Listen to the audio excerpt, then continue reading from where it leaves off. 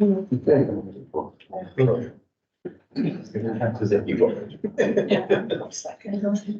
I remembered it.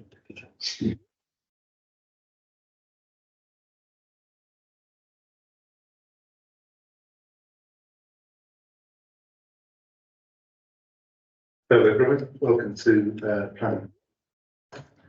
A few preliminaries. We're not expecting a fire drill today, so if the alarm sounds, please leave the building through the emergency exits, which are here and there, and we'll meet you in the car. This meeting will be recorded and then uploaded to YouTube following the meeting. Therefore, any members of the public present should be aware that they may be recorded even if they're not participating in the meeting. If this causes you concern, can you let myself or the client know? Please can you switch your mobile phones to silent for the duration of the meeting. As we go through the meeting, I will announce the agenda item number and introduce the planning officer, who will themselves introduce the application, updates, and provide a visual presentation to all members' understanding of the context of the application. I'll then call on public speakers to present in accordance with public arrangements. I'll then ask members and officers if they have any points of clarification raised by the speakers. I'll then ask members if they have technical questions of officers, and the committee will then discuss and debate the application, during which they can seek further clarification on particular points from officers regarding the application or on points made by the speakers, and they debate through me. Officers will respond to those issues and questions raised, and then the committee will make a decision by vote. And the first item on the to deal with is I need a vice chair. Do we have a volunteer? I don't mind. Okay, do we have a seconder for the chair? Can I see members in favour of my vice chair? Thank you.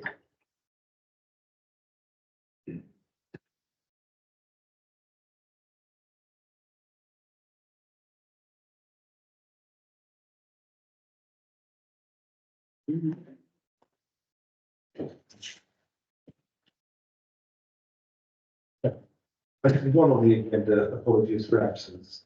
We've received apologies from Councillor Oliver Patrick, Councillor Rand Kendall, Councillor Jim Kenson, and Councillor Jason Baker. And I gather Kevin Messenger is here as a substitute for Oliver Patrick. Are there any other apologies? No? Super. Minutes, item 2, minutes from the previous meeting. Is it your wish that I approve the minutes of the previous meeting held on the 27th of February 2024? Great. Agree? Super. Declarations of interest. Are there any members of declarations of interest which aren't already declared? Councillor Thank you, Chairman. Just to declare that I am the ward member for agenda item 5, the planning application, land north of Broadway Hill. I am the division member. Thank you. Question time. I have not been registered to speak in public question time. So we'll move straight on to the first application, item 5, planning application 23-016494, the land north of Broadway Hill, Bolton. And Catherine Tyler is the officer presenting. Thank you. So this is an application for 49 dwellings and the formation of a vehicular access. It's referred to committee following an objection from the parish council, which is contrary to the officer's recommendation. It's a resubmission application, previous application, which was refused, and it was refused previously for 3 reasons relating to range of facilities not considered sufficient to meet day-to-day needs, and the development would result in reliance on the private motor car. Lack of the Section 106 agreements and design, specifically running at the site entrance. This resubmitted application has proposed a number of changes to the design and layout of properties close to the site entrance in an attempt to overcome that reason for refusal, and a number of other minor amendments have been made. So this is the application site, which is 2.35 hectares in area. It's a kind of triangular wedge between Pound Road to the north, and Broadway Hill to the south, in Horton. It's immediately surrounding the site are mainly bungalows set in generous plots, with the closest house in the south east corner being a two-storey house. As you can see, it's yeah, sorry. Read my notes. Here's some photographs of the site with just to provide a context. This is the view west along Broadway Hill. I'll just go through these fairly quickly, just so you can see the context. Just a view across the site.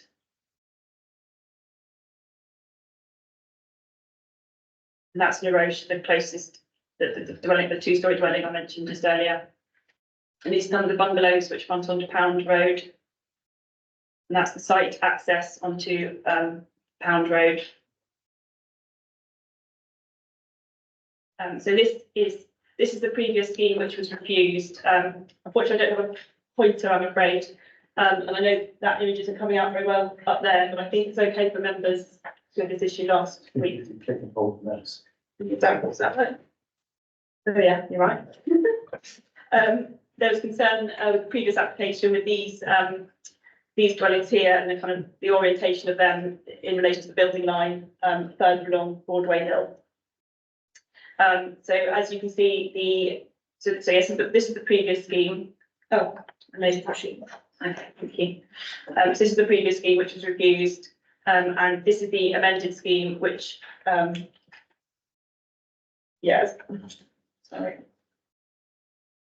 Yeah, which has amended this kind of corner predominantly, but there have been a few other changes across the wider site. So this is the coloured master plan. So it's, as I said, it proposes 49 dwellings, 17 affordable housing units, 32 open market houses. It's got an access from Broadway Hill here, and there's also an access serving this dwelling here from Pound Road. Car parking is in the form of allocated spaces to the front and side, and unallocated spaces, as well as carports, proposing a total of 165 parking spaces. There's public open space, there's 3 areas of public open space. This site up here, an area here in the centre of the site, and a little smaller area just here. So this shows the affordable housing, location of affordable housing, which has kind of been pepper potted around the site, as you can see. And I've provided some examples of the house types proposed, which again, I'll just go through fairly quickly. So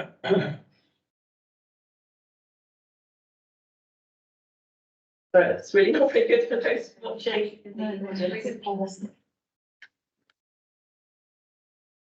We had this issue last time, but I believe it's okay for members, isn't it?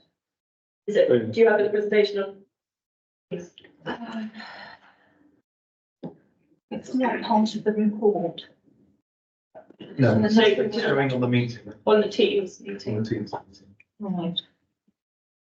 Oh, Oh, let's try to review. you have to change it. Ah. It's asking me. Yeah. Did you read those from the Teams? Okay. Myself, my assessment. Trying to find where it is. So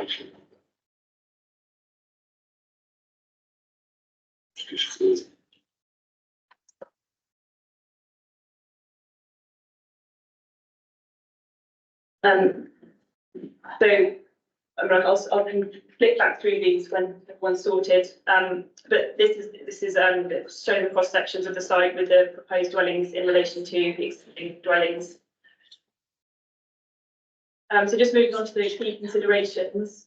So that obviously there's a principle of development, and as everybody is aware, the council doesn't have a 5-year housing land supply, with only currently 3.29 years. So the presumption in favour of sustainable development is engaged.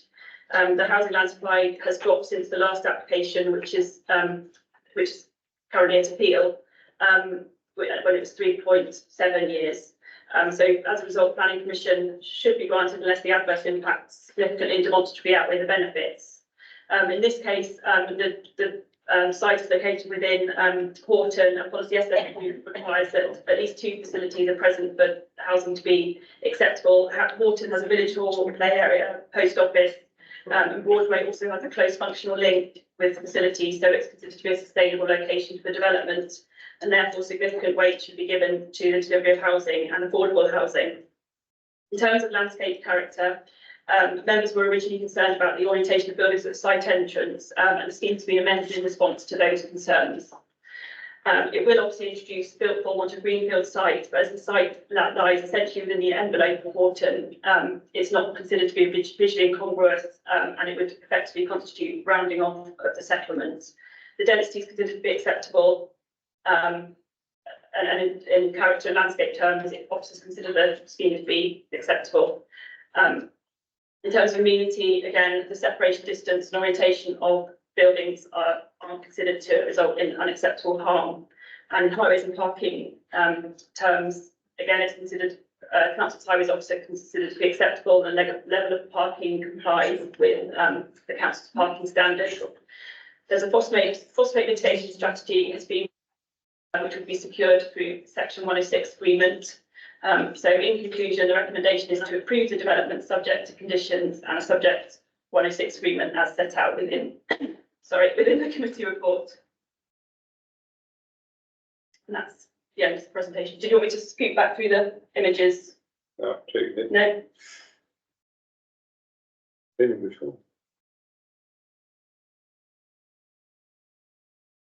Okay, thank you for that. I'm now call on the speakers. We only have one speaker on this, who is Angus McDonald, the applicant.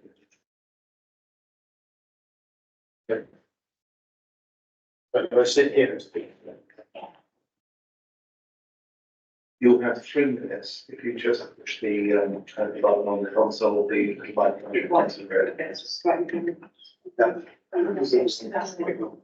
Right, so. Chair, ladies and gentlemen, my name is Angus McDonald. Thank you very much for the opportunity to speak in support of this application. The case officers already demonstrated that there are significant benefits to the scheme, and that the issues of the previous committee have been addressed, not least in terms of the design and the fact that the Section 106 is legally approved. Also, the scale of the development reflects the requirements of the National Planning Policy Framework and the local plan in terms of making the best use of land. It's now recognised after a recent appeal that the council's 5-year housing supply is about 2.9 years. Whatever the figure, this is a substantial shortfall. It is worth noting that, unlike other schemes, this is a full application, so it's imminently deliverable as set out in the MPPA. However, I want to highlight the merits of these new homes. Horton is, as we've heard, a sustainable location for much needed housing in Somerset. We are looking to provide a well-designed, high-quality scheme which is sensitive to its context. It's a shame that the slides didn't demonstrate what it is that we're actually going to build, which will be very high-quality houses. The houses will be constructed with natural materials matching the heart of the village and are highly sustainable in their approach to environmental impact and lowering energy bills. They'll be very well insulated, have air source heat pumps with solar panels, LED lighting, smart heating control, and electric vehicle charging points. In addition, we built beyond the stringent building regulations required and incorporated fast method of construction to reduce our time per site. Affordable family homes are at the heart of this proposal. 17 homes are either first homes or socially rented. The design meets parking standards, but we're also promoting walkability with public open space that connects with and knits into the village. Recent legislation requires a 10% increase in biodiversity. Our proposals will result in a greater net gain, and the phosphate neutrality is ensured by planting a new woodland that will consist of thousands of native trees in line with natural evidence requirements. We've also signed the Section 106 that provides benefit in excess of £310,000, and we've also suggested that the opportunity to new homes to come into Horton will help safeguard the future of the village and improve local facilities, bringing more vibrancy to the area. We acknowledge that despite our consultations, there are public and parish council objections to the scheme. And we've worked constructively with all the statutory consultees throughout the planning process, particularly highways, drainage and ecology. They are all satisfied with the proposal. With the significant benefits of this very well considered creation of family homes, we'd be grateful if you would support the planning officer's recommendation of approval. Thank you, Chair. Thank you very much. You have 8 seconds left. Thank you for keeping to time.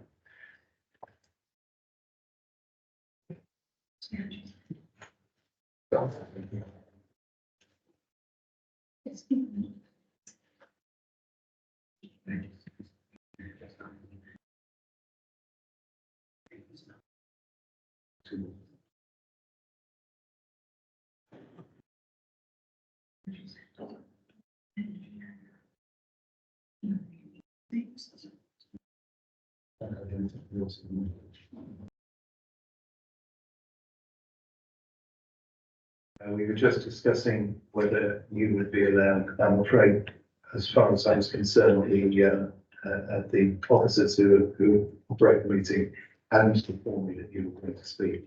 So although I believe you put the application inside, as far as I was concerned, it's not agendaed.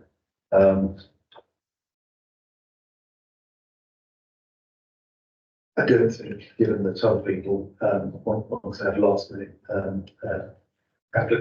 speaking rights, I don't think it would be appropriate for me to allow room given the administration that's coming up upstream. So I think we'll move on.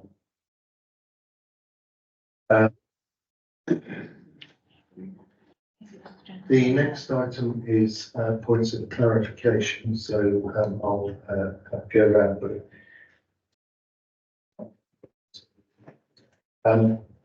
I just want to open up with, you mentioned an appeal was in progress on the original application. Where does this sit in relation to that? Yeah, sorry, I meant to mention that, so I forgot. Yeah, the original application has been appealed, and that's in progress. It's been quite a long time, so I imagine the decision is probably not too far off, to be honest. But we haven't had the site visit yet. And as was alluded to, there has been a section 106 as part of that appeal, which has to be submitted as part of the appeal, which has been is more or less complete. Are the two applications the same, or would the appeal result in the original? So the applicants have appealed the original scheme, which was refused, but they have asked that this amended layout plan is considered as part of the appeal.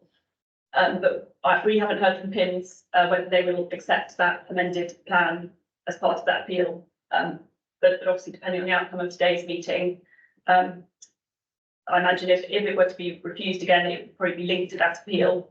And obviously, if it were to be approved, then they would potentially withdraw that appeal. I'm not sure. Thank you. Councillor Ashton.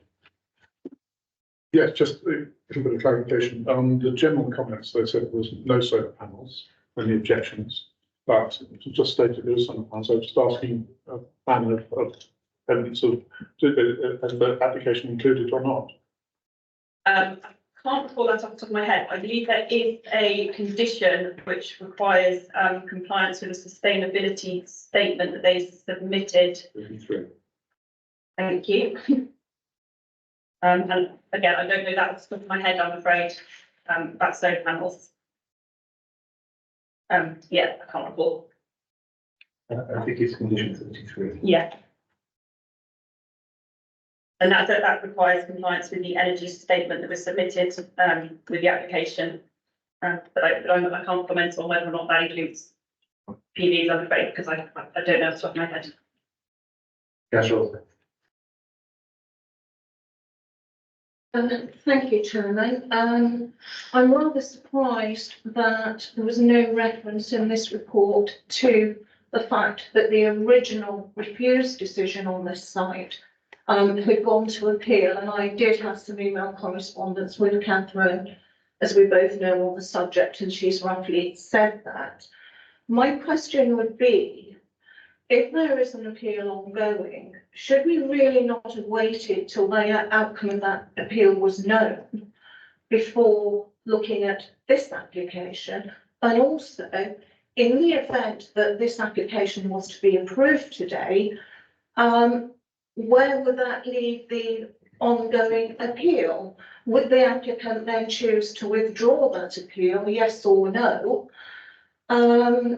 I do think we need some clarity on this, because we could be left with potentially two successful applications on one side. So which one are we going to get? I think people do need to know that, and this does seem to be a rather murky way of going about it. Yeah, as I say, the appeal is ongoing.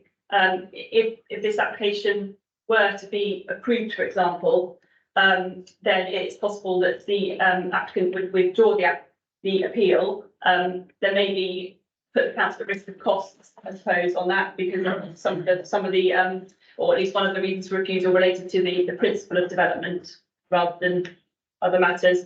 This application is an amended scheme which seeks to overcome the reason for refusal relating to design and orientation of buildings at the site entrance. So if, for example, this were to be approved today, and the appeal was to keep running and also be approved, it would be up to the applicants to decide which one they wanted to implement. But why did we choose to bring this to committee before that appeal? Because we still, if that application succeeds the appeal, we could still be at risk of costs, and the applicant could still be left with the choice of two applications. Frankly, I don't think it's satisfactory. I think we should have got the appeal out of the way, then we knew where we were clearly before looking at this one, because this was basically a plan B in the event that an appeal might fail. I'm not happy with how this has been handled. I do think it should have been delayed in the interest of clarity and transparency. Can I just answer that? They're separate matters, aren't they? And we have to do the applications that are big. Yeah, I mean, that's what I was going to say. Appeals at the moment can take a long time, 6 months or longer. This application was put in, I can't remember when exactly, last year. So obviously we've got a duty to determine the applications. They've amended it to try and overcome at least one of the reasons for refusal. So yes, as Councillor Steve says, we need to consider it on its merits as is now. Just before I come to you, Councillor Wade, the way you answered the question earlier made it seem to me is that there was a risk of interpreting it as the risk of damages was contingent on passing this application. Surely we'd be at risk of damages full stop. Yeah, I mean, obviously there's a risk of costs anyway, but if this was to be approved today, there is a risk of costs to the council on the current appeal, which is under consideration, because one of the reasons for refusal relating to the principle of development in Horton, in that it was not a sustainable location, there weren't enough facilities and motor car. Sorry, just again for clarification, surely that risk occurs whether or not this application is determined in favour. Yeah, but it would be the kind of, I suppose, if we now consider it to be a sustainable location, or members consider it to be a sustainable location, whereas they didn't previously, there have been costs incurred by the applicant in submitting an appeal.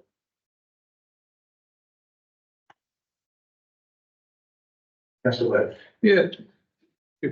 No, sure. You can ask me, sir.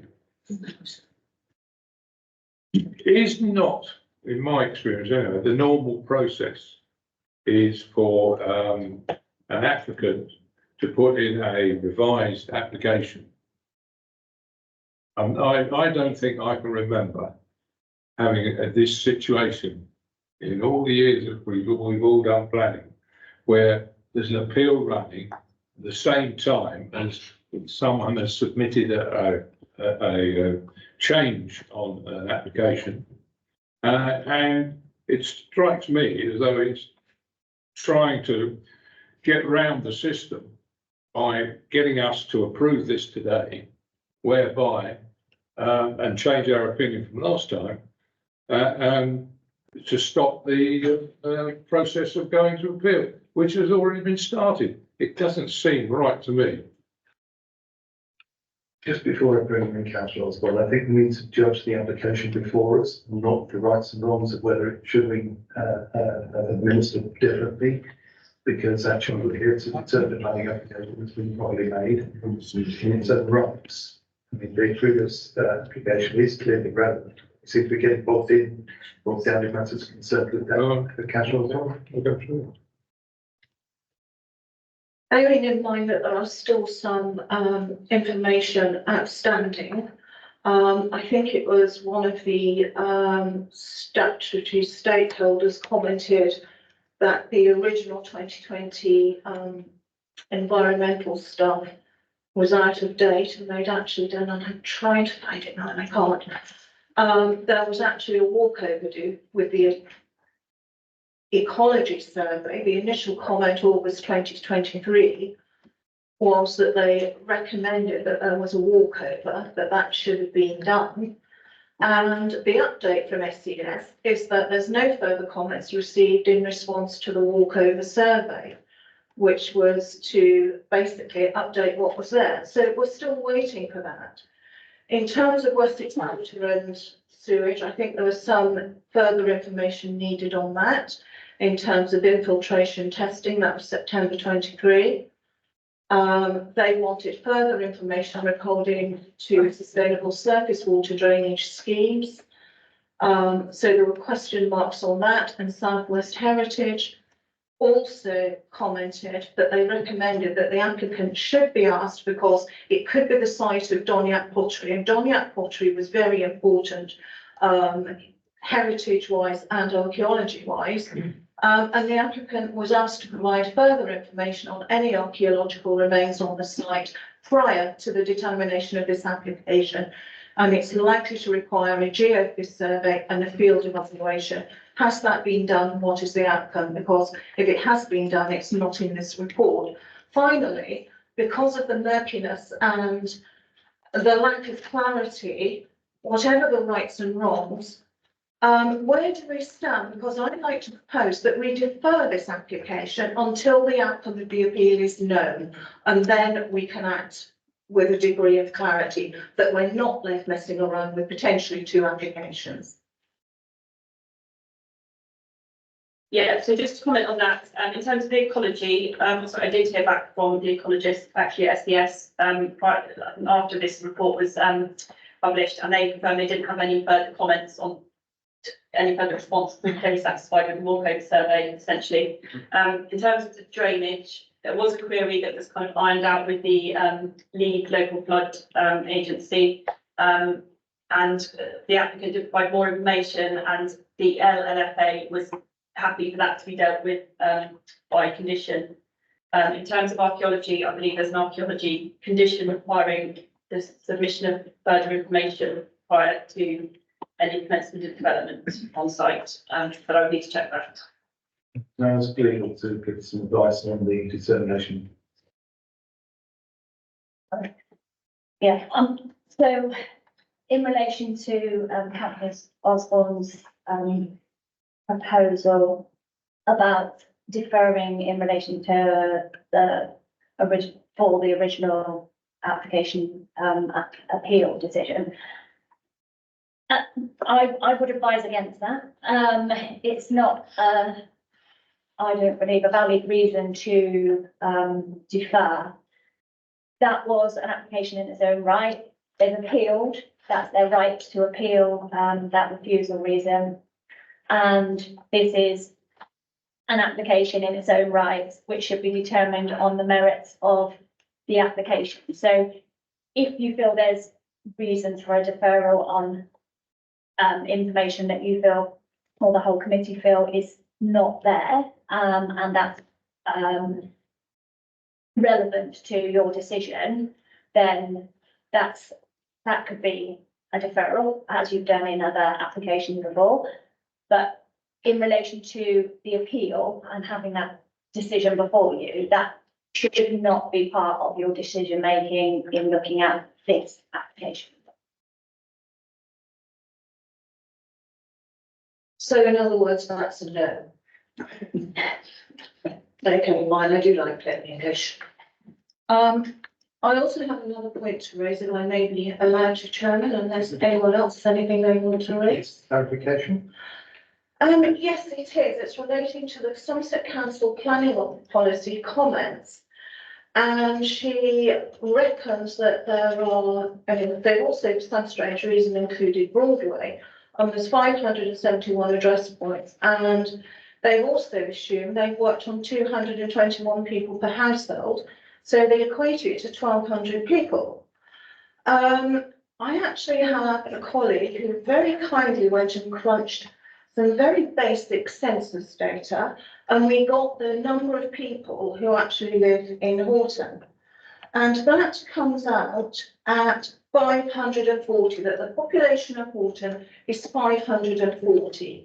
If you want to go into further details, you'll find that it's actually quite an elderly population, but I thought I would say that the bottom line is 540 people as opposed to address points. So that makes that slightly out of kilter. We also had 220 people engaged with the consultation process, which it doesn't take a genius to work out that 220 is 50% of 540. So 50% of people responded, only 2 people supported, 218 objected. And yet further on in the report, we dismissed comments, particularly under SS2, that it doesn't count, it counts for nothing. Ironically, considering that we're supposed to be a listening council, so can I just point that out to you?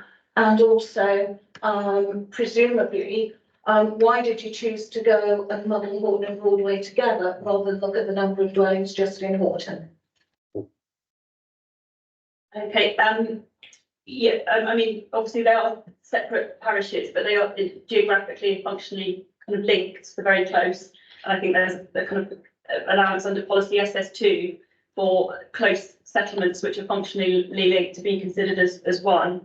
I know looking at the census data, they are the built up area of Horton includes Horton and Broadway, but for those purposes, I think the policy comments have been calculated based on the kind of separately considering the address points and the average number of people per household based on the ONS data, which has given that that figure. In terms of the comments received, again, I think policy SS2 does refer to having public support or something like that, but that's been tested and appeal and found that obviously we take all comments into consideration and those material. I know it's not uncommon for there to be a lot of local resident objections to housing schemes, as you will know. So you know that's quite a common thing in all planning applications. So that's just 50%. Can I just bring your attention? Can I just bring your attention to the fact that you've introduced some numbers, and one of those numbers is a parish number, a half of the area of policy referred to. The other one, you've assumed that all of the objectors are in that half. And I'm struggling to see the relevance beyond the fact that there is substantial public objection. As you know, in planning, we look at the planning matters and we look at the policy and we interpret the goals of the development plan, not public opinion. But I do appreciate your broad point, but let's not have an argument over the specific numbers, because you've made your point quite adequately, I think. And we're supposed to be dealing with the planning application before this. That is what I am trying to do now. You're also assuming that people will have commented emotively, and some people are very good at quoting planning policy, and you'll find that there are objective objections within that do need to be taken into account. Let's not forget. Councillor Osborne, this is points of clarification on the Office of your report. I accept your point that the numbers has been thoroughly covered. But this is points of clarification on the report. Are there any further points of clarification from members? Councillor Gilligan. Thank you, Chair. It's in a similar vein to Siva about the archaeology, and I'd just like to get an answer to this. Initially, it does say that a survey should be done before we determine this application. When I actually look through onto page 59, the condition that we are implying seems to be post-event. So I'm worried that actually if there was something of archaeological significance there, but actually we've already given planning permission for it. I'd just like some clarification on the power of that particular condition. Thank you. So can you remind me, do you have the condition number to hand?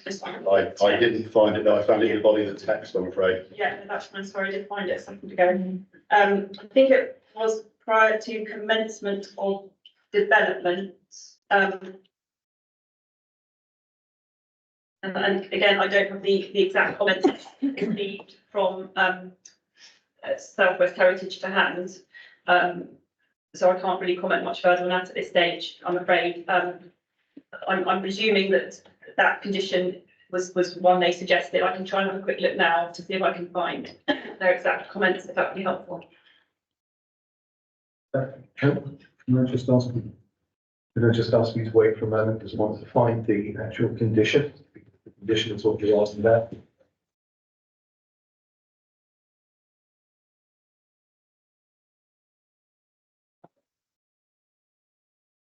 Yeah, so it's condition 10, which says prior to the commencement of development, hereby permitted the applicant or their agents shall have secured the implementation of a programme of archaeological work in accordance with the written scheme of investigation, which has been submitted and approved in writing by the planning authority.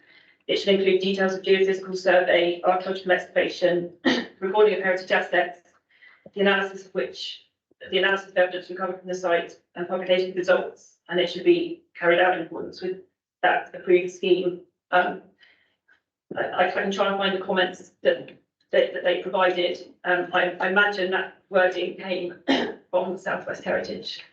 Can I just ask before Councillor Hill comes back in? Second part of this question was, what happens if they find something? They will need to adequately record and preserve that archaeology in accordance with the written scheme of investigation. And presumably the protections to monuments, etc. Yeah. And actually frustrate development. Yeah.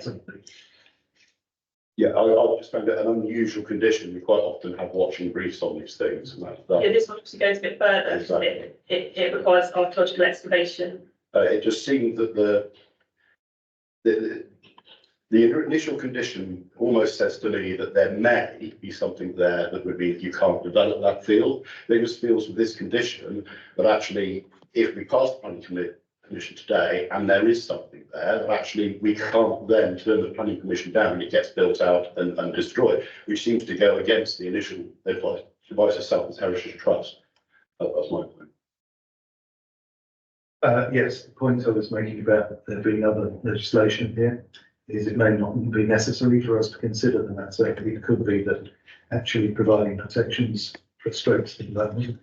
And I'm certainly aware of this condition having been used within 100 yards of this building over the road. And perhaps planning has confirmed that it's widely used, this condition is. Okay. Councillor Wade. Yes, thank you. It's right, is it not, that this application today, the changes we're being asked to consider are only in relation to point 3 of the ruling of the last council. Point 1 and 2 are a matter of opinion, obviously, in relation to SS1 and SS2, and also some of the level of Moore's development. What have you got to sort of say today to change my or the committee's opinion on what they came up last time in 1 and 2? As opposed, we agree that 3 has been changed and the design of the area around the road entrances is probably better, and there's been movement of flats or two-storey buildings. But what have you got for us that changes 1 and 2, which was the main points of refusal? Because I haven't heard anything to change my mind from what I heard last time. Okay, so in terms of point number 2, which was to do with social infrastructure, effectively section 106 agreements.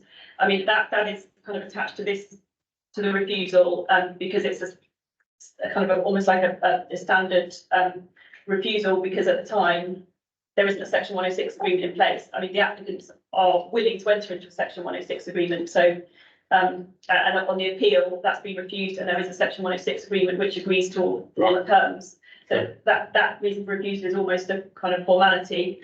In terms of reason for refusal 1, you're right, the amended application seeks to address reason for refusal 3. As the officer report sets out, we consider it to be a sustainable location, acceptable site for this kind of development as proposed, but that's obviously a decision for members to consider. Thank you. But there hasn't been any change in that regard, really. Thank you. Okay, do we have any technical clarifications beyond this? Oh, sorry, councillor. Yeah, I've got something. That's okay, sorry, okay. Can I just cover a point, going to education? And this covers one that I followed up from a previous application. Yeah. On here, obviously, we acknowledge the fact in primary education there are no places, but in secondary education, there is a shortfall. That would have to be an expansion of Hollywood. After the Ilminster application was put through, I followed this through with Wadham that would have been implicated. They confirmed they couldn't handle the numbers we were talking about Ilminster, but there was nothing on the table to expand the school. In this, it actually said about expanding the school. Are there plans on the table to compensate this? If not, how can we take this as fact?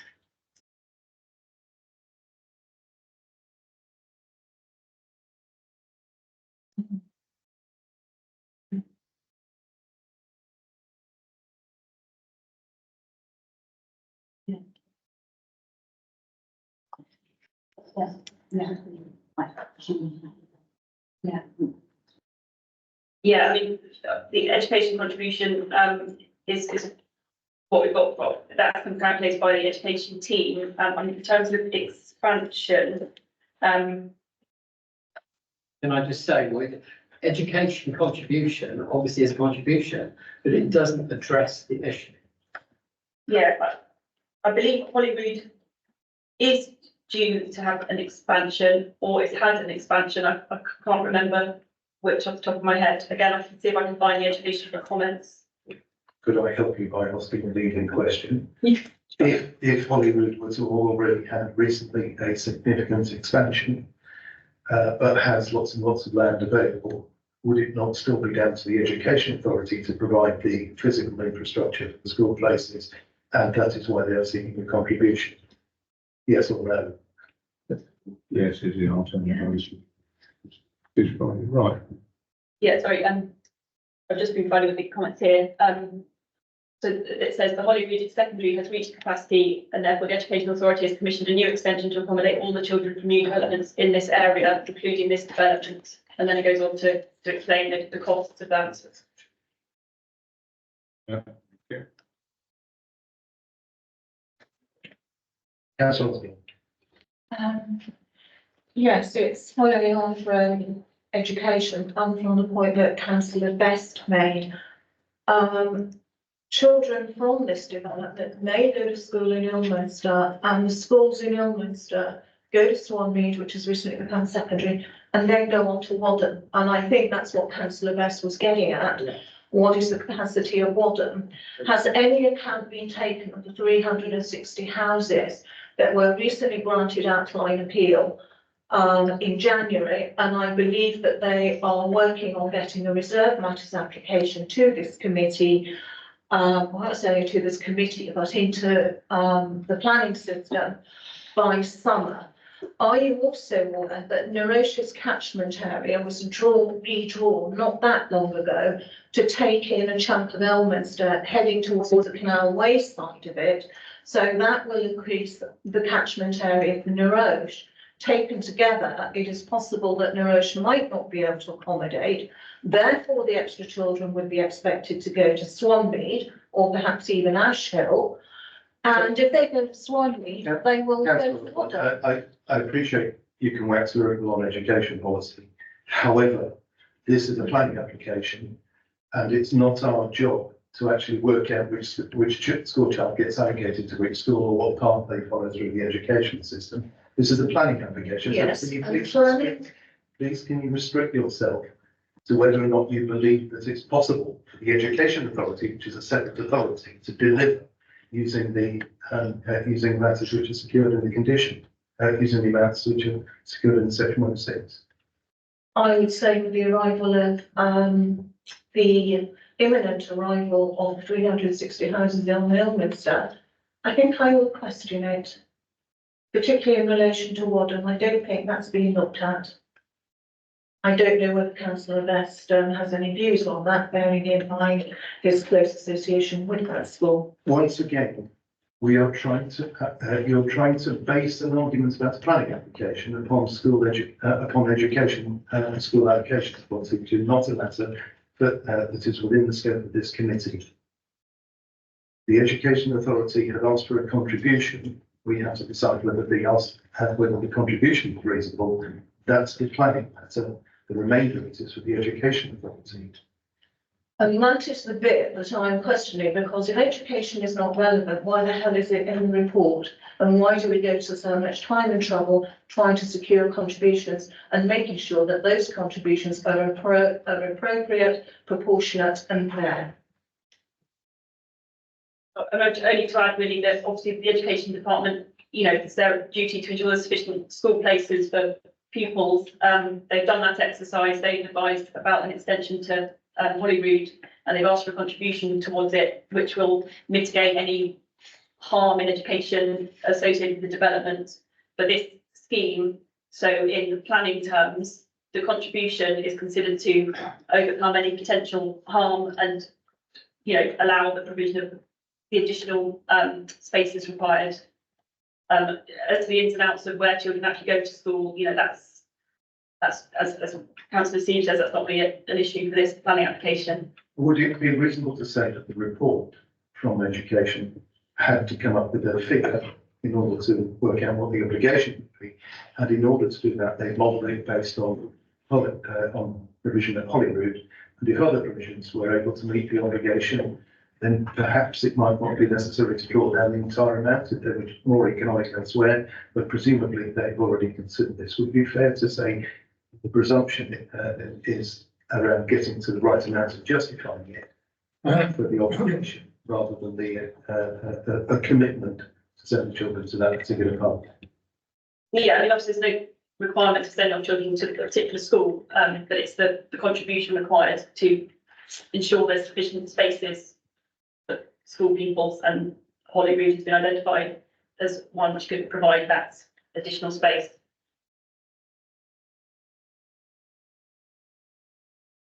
Do you understand the point I was trying to make about actually there isn't an obligation, Councillor Osborne? It is an obligation, but I think we also need to bear in mind the anomaly that not everyone will be going to Holyrood. Noted, but equally some local children may well be going to Holyrood, and the spaces they vacate become available for this in Ilminster. We don't know. We simply don't know. That's somebody else's point. Do we have any other points of clarification?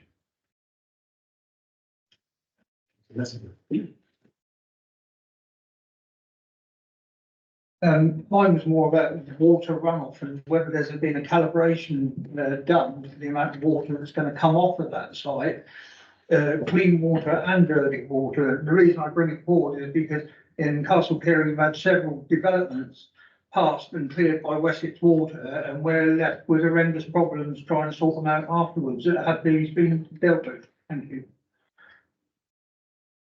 All I can really say on that is that there were quite detailed discussions with the LLFA on this to ensure that drainage is acceptable, and there's a kind of a condition's been added that's been made more robust to ensure that that's sufficient. I think they need to do some infiltration testing and things like that, which is included within that condition, which has been reworded slightly from the original application, which was refused in the 2020 application. And I've also advised the inspectorate of this reworded condition, were the inspector to find the other scheme, the current scheme, being considered to be acceptable. Okay, I think we've done the clarification. So noting that we have the tilted balance engaged, perhaps we go around and say that it's going to see how members feel about the application. We'll start with you, Councillor Best. Can you pass on? I'm just. Councillor Curley.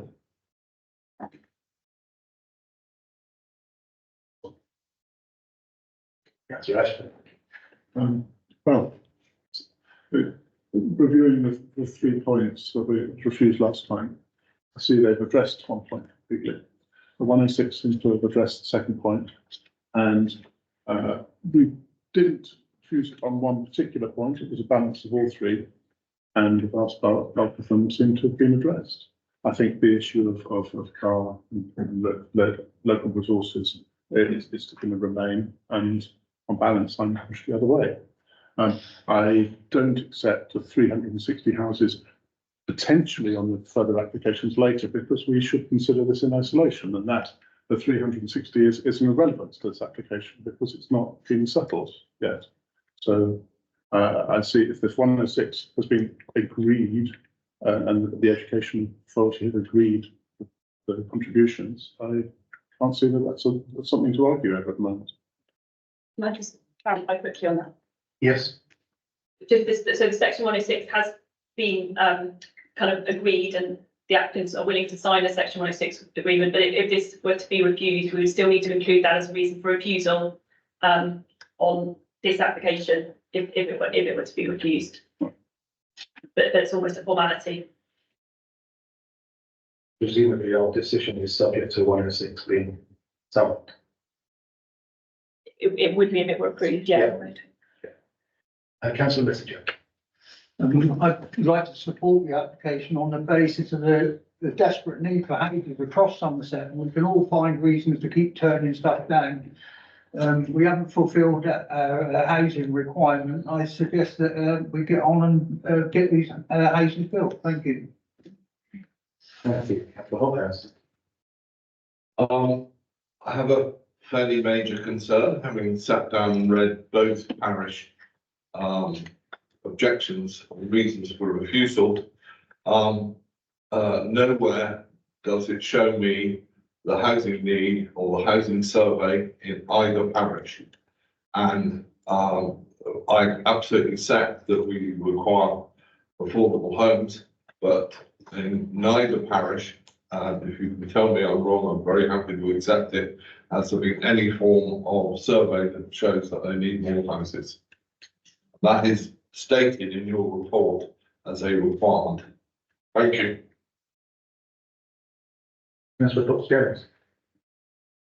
I'm still torn. I'm glad that what I looked at last time has been changed. I have a question for the chair, and it might be that you cannot answer now. I don't really understand why the gentleman wasn't allowed to speak. Looking at our planning stuff, was that a discretionary decision? Sorry, I'm just being a little bit dumb here, because actually looking through that, if he's followed the right channels, then I don't really understand why he wasn't allowed to speak, and I would have liked to have heard him. I'm not going to hear him now.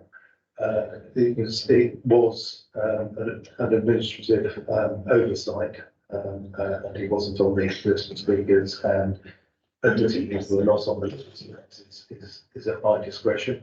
And I decided that firstly, as he was the agent for the development, it would be another supporter. Less weighting. Except that, the decision's there in the stance. What do you feel about the application? Okay, thank you. I think we need to change our wording on that, because actually it's more safe to spoken. The application itself, I think it's going to change the whole area drastically.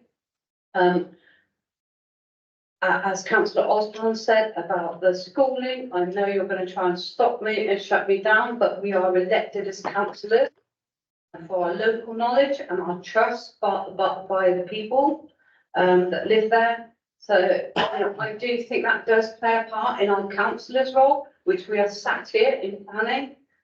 So I don't like hearing local knowledge being shut down. I'm really, really uncomfortable with that. But I'm also aware that we do need housing, and I cannot see a reason to refuse this on planning grounds, but I do appreciate local knowledge. Thank you. That's Osborne.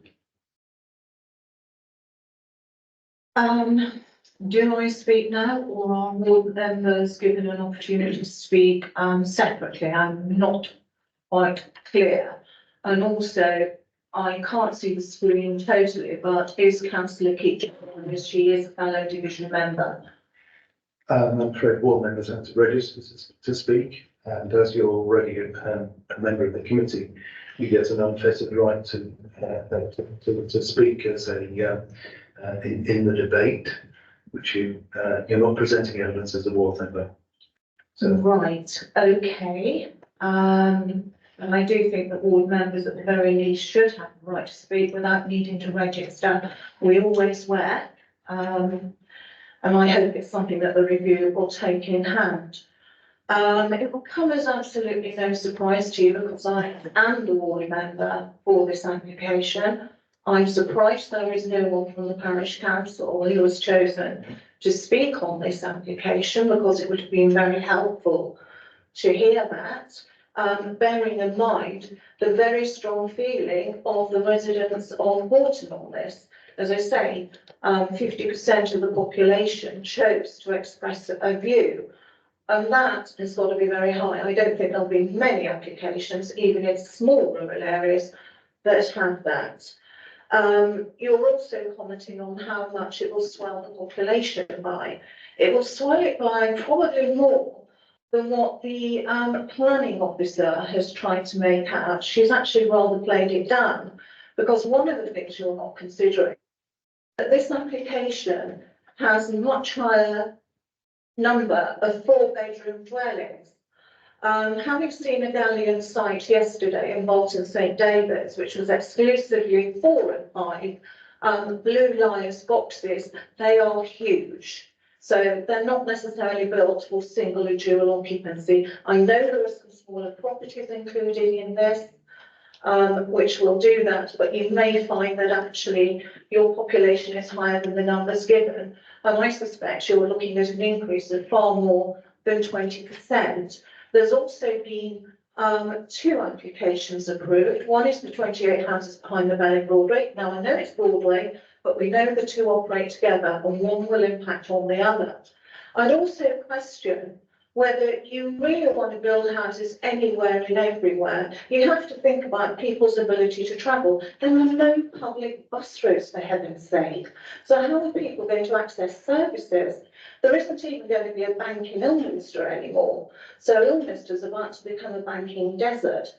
So to expect people to be able to access services from public transport from a small village which doesn't have them, not to mention that this site is bordered by 2 very busy roads. So it almost, although it looks part of the visit, it will actually be sectioned off and will probably behave more like a dormitory town. And this has been commented by others, it doesn't need me to say it. Blue Liars is not a traditional stone for this area. So that doesn't necessarily work. You're also looking at the middle part of it. The buildings there are going to be significantly higher than what is around. Even the officer has conceded that that is a bit of a disbenefit, a bit of a disadvantage. I appreciate the 5-year housing supply is low, but also a bit of clarity, because in the report you said 3.2, yet in your verbal report you referred to, I think it was 2.8, 2.9. So which figure actually is it? Because I feel uncomfortable when I see one figure in a written report and another presented as part of an oral presentation. So a bit of clarity there. But the objections of paragraph 1 and 2, as far as I'm concerned, still stand. There's no extra buses coming riding to the rescue. The facilities are limited, particularly for younger people. So I really cannot support it. I would actually propose that we refuse this application, if I can put that proposal on the table. Basically for the reasons we did last time, just changing the designs around doesn't necessarily alter it. It makes it look a little aesthetically better, but it doesn't take away from those fundamentals, I'm afraid. I'm really sorry about it. But I also have to, I think, those residents that don't have a voice, they do look to their ward members to represent them. And I've always tried as a councillor to represent my ward members to the best of my ability. And that is the role of a councillor. And I'm rather proud of that role. I'm not ashamed of that. And if it puts me in conflict, Peter, so be it.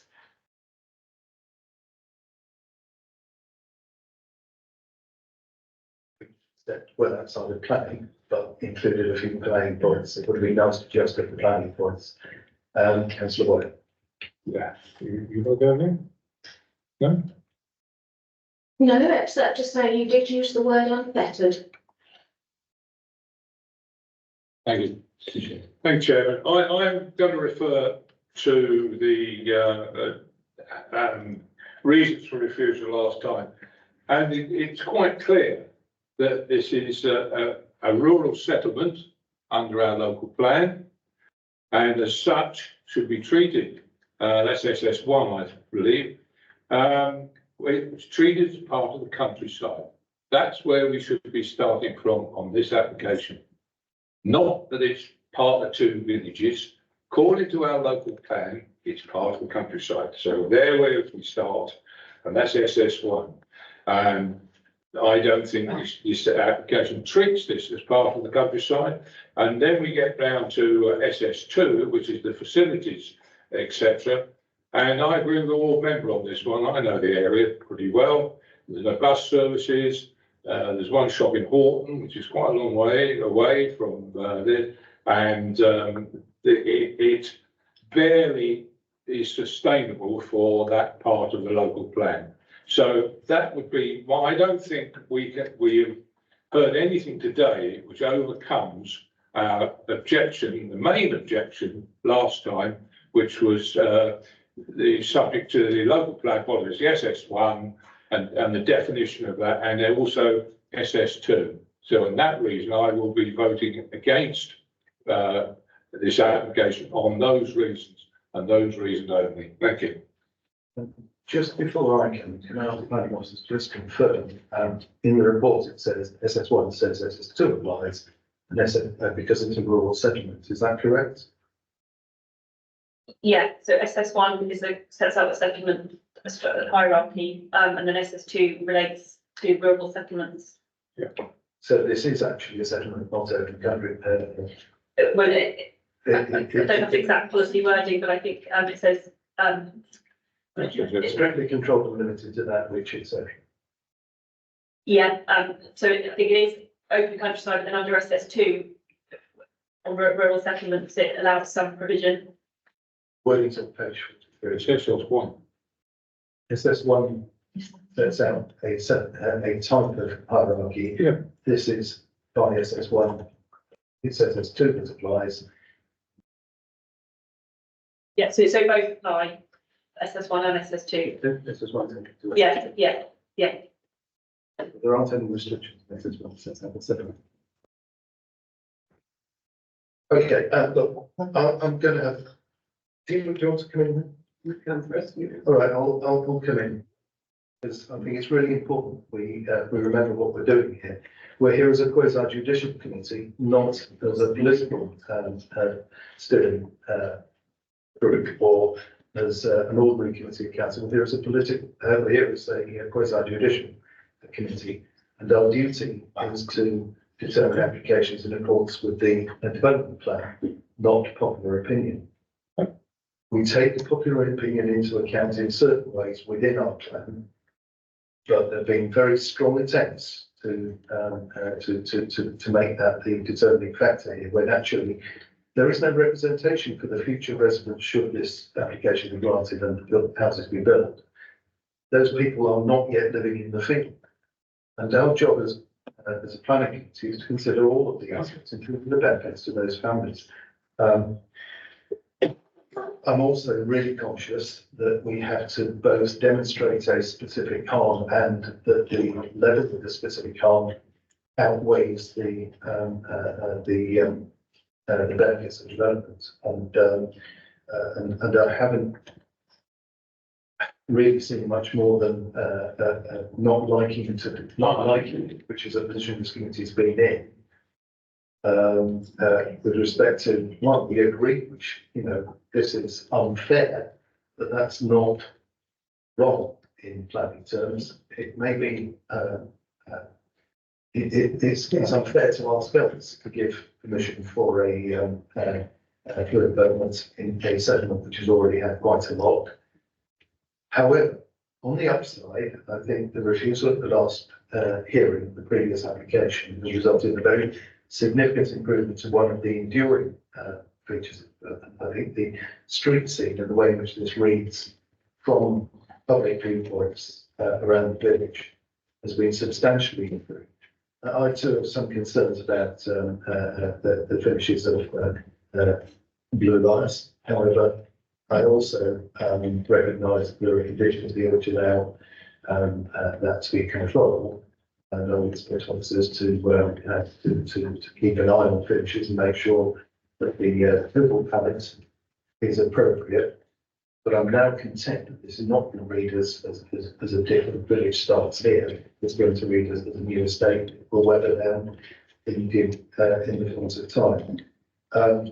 Absolutely the ability to prove harms and notably the test of the NPPF paragraph below D. I can't see that we've got a sound reason for refusal. But eventually removing the recommendation from the chair, unless there's further opinions which I may mind in the next to speak.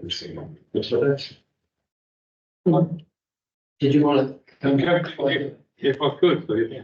Can I just say that the remarks there made by yourself, Chairman, I take some exception to. All I've done in this particular hearing is quote you our local plan and what when it comes down to is interpretation of that local plan. That is not what you were trying to sell to us just now. And I take some exception to the fact that you were trying to make out in some way it's political, which it wasn't. My remark. With respect, that wasn't reference to you. But it doesn't matter. Introduction of that. With all respect, Chairman, you made it to the whole committee. And if by doing that, you opened it up to us all. And I take some exception to it, because I have referred only to the sections of our local plan and the opinions which are given here and which were given by the last committee. Thank you. Sorry, Mike. Yes, like I say, I welcome the change in the burden so last time. Obviously, I accept the fact that we need more housing. I think that one thing that I think we seem to be overlooking is the sustainability of the housing we live in. You know, in this area, we struggle for doctors, we struggle with dentists. We haven't got many buses left. So car travel now has become the norm when we're trying to cut back on it. So to me, although we've had this change in the layout, I still have concerns on the principal development at that site. Good.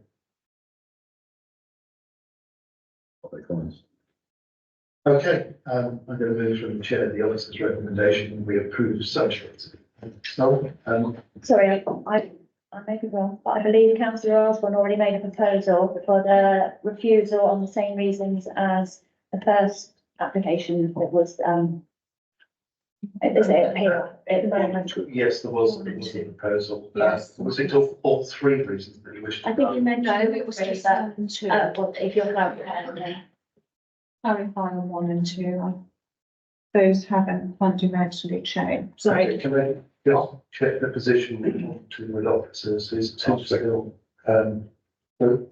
Yeah, two is, that it does not satisfactorily deliver social and community infrastructure, but that's through the section 106. Which, although the applicant, we know they will be prepared to sign that, at this stage, there isn't a section 106 in place. Absolutely. But surely that's something which could be controlled by condition. No, it's not. No. 106 is really. Okay, so, do you have a seconder? Yeah, I'll second the.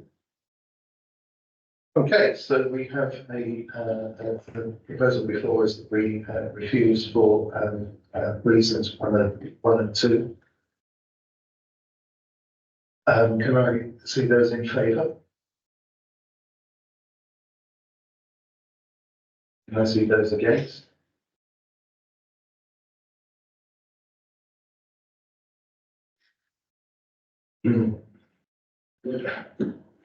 Okay, let's change to the original proposal. I'm going to cast a casting vote to defeat that. So it's 5-4. In which case I'm going to propose the officer's recommendation, which is to approve subject to the conditions in the report. Can I see those in favour? Second. Sorry, Steve, you those in favour?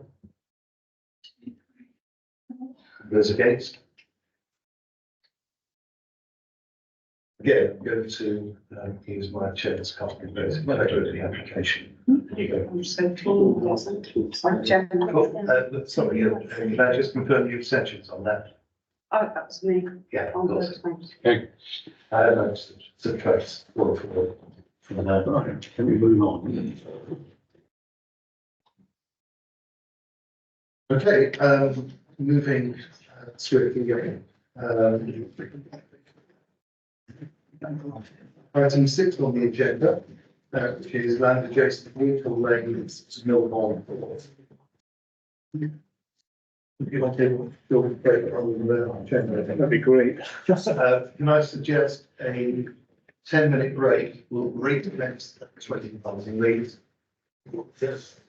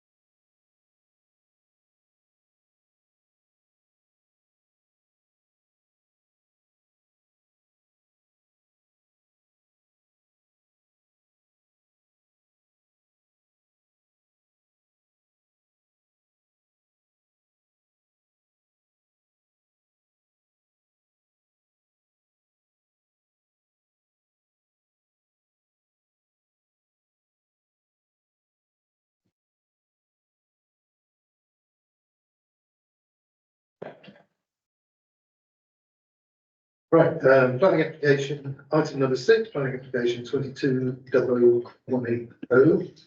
An outline application, land adjacent to Wheat Hill Lane, Milborne Port. Moving steps, present this, it's clearly you. Go on. Thank you, Chair. Yeah, this is an outline application for up to 58 dwellings, including sustainable drainage infrastructure, new open space, including allotments, parking areas for neighbouring cemetery, landscaping and associated infrastructure with all this reserve except access. It shows the location of the site in relation to Canton and Sherwin.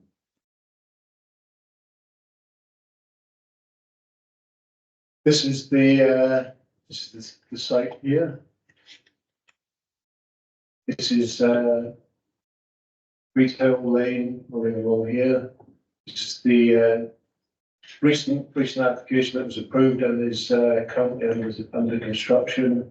And this is Station Road here.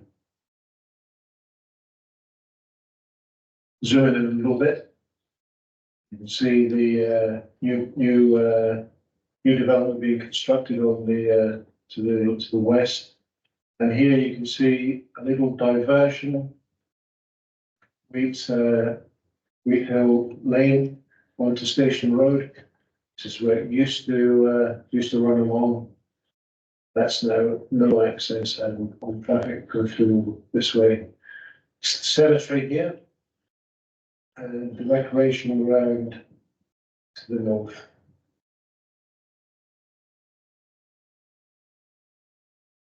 Just a location of some of the services in Milborne Wood, the village hall and the sports field to the north. School here, church, petrol station. Water centre, the shops, pubs.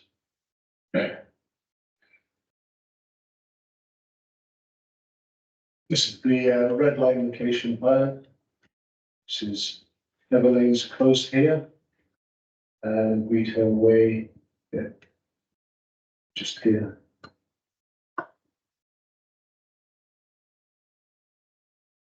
As an outline application, this layer is indicative only.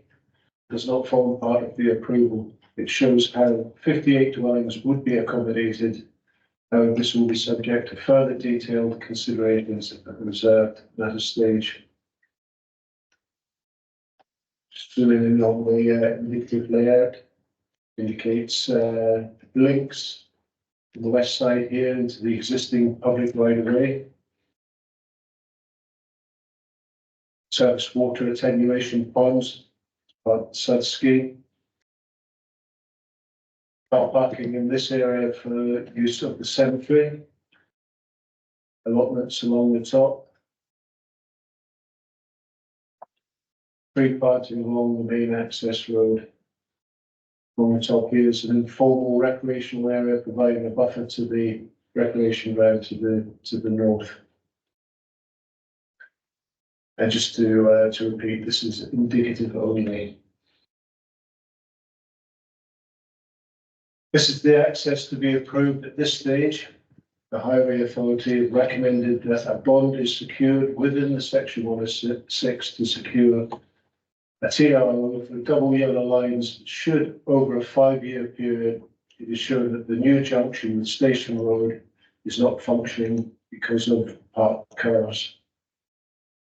Here you can see the proposed new footpaths. We'll be improving the footpath opposite, slightly increasing the width of the existing footpath along in this area here, and increasing the width of the carriageway in this area here.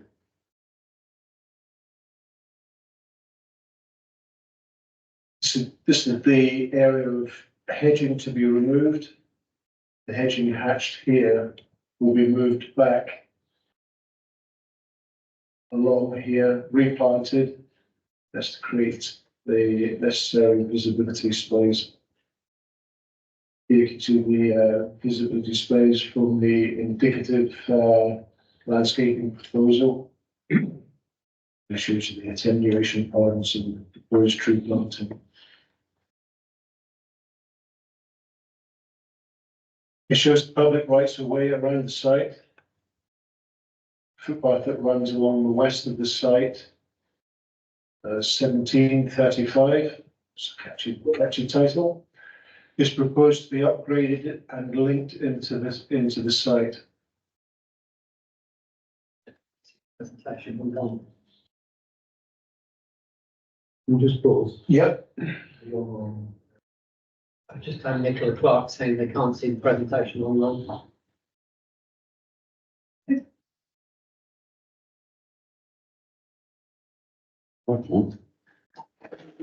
Yeah. People should know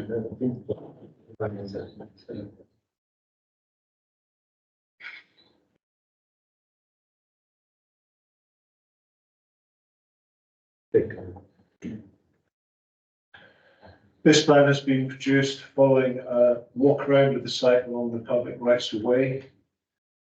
Solid red line indicates where there are no views of the site.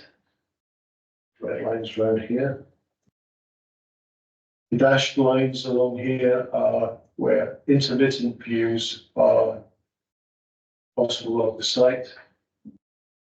And this is where clear views of the site are available from. And number 5 is a viewing platform off of Wheat Hill Lane. Following 8 photographs are taken from these locations. So this is 1, 2, 3, 4, 5, 6, 7, and 8. So this is photograph 1 that's taken from the public right of way 1751, looking towards the site. There we have the solar farm on the left here and the substation on the right, with the site towards the rear. This is taken from public right of way 1737. So to the east of the site. You can see here that the site is visible in the background here. It's taken from public right of way 1737 at 3, just seeing a bunch of hedges and trees. It's taken from 1737, and you can see the site in the distance there. This is taken from the viewing platform. You see the public right of way 1715 in the front there. And this viewing platform's access from Wheat Hill Lane. You can clearly see the site there. New development to the rear. Recreation ground in this area here. And the cemetery to the front here. This is Wheat Hill Lane running down here. Again, another photograph that doesn't show too much, but that's the view from the public right of way 1715. This is taken from the public right of way adjoining the site. You can see there's a hedge between the public right of way and the site. It's taken from the recreation ground, looking towards the site. So, over the other side of the hedge there. This next set of 6 slides are photographs taken from these locations around the perimeter of the field. Photograph 1 is looking through the existing field access. These other 2 are looking east and west along Wheat Hill Lane. This is a view of the site. The informal playing area behind this hedge here. Cemetery down towards here. And housing that houses along Wheat Hill Lane to the right. And from the other corner of the field, looking back up, Wheat Hill Lane to the left, new development in the distance along here, and the cemetery over the hedge here to the right.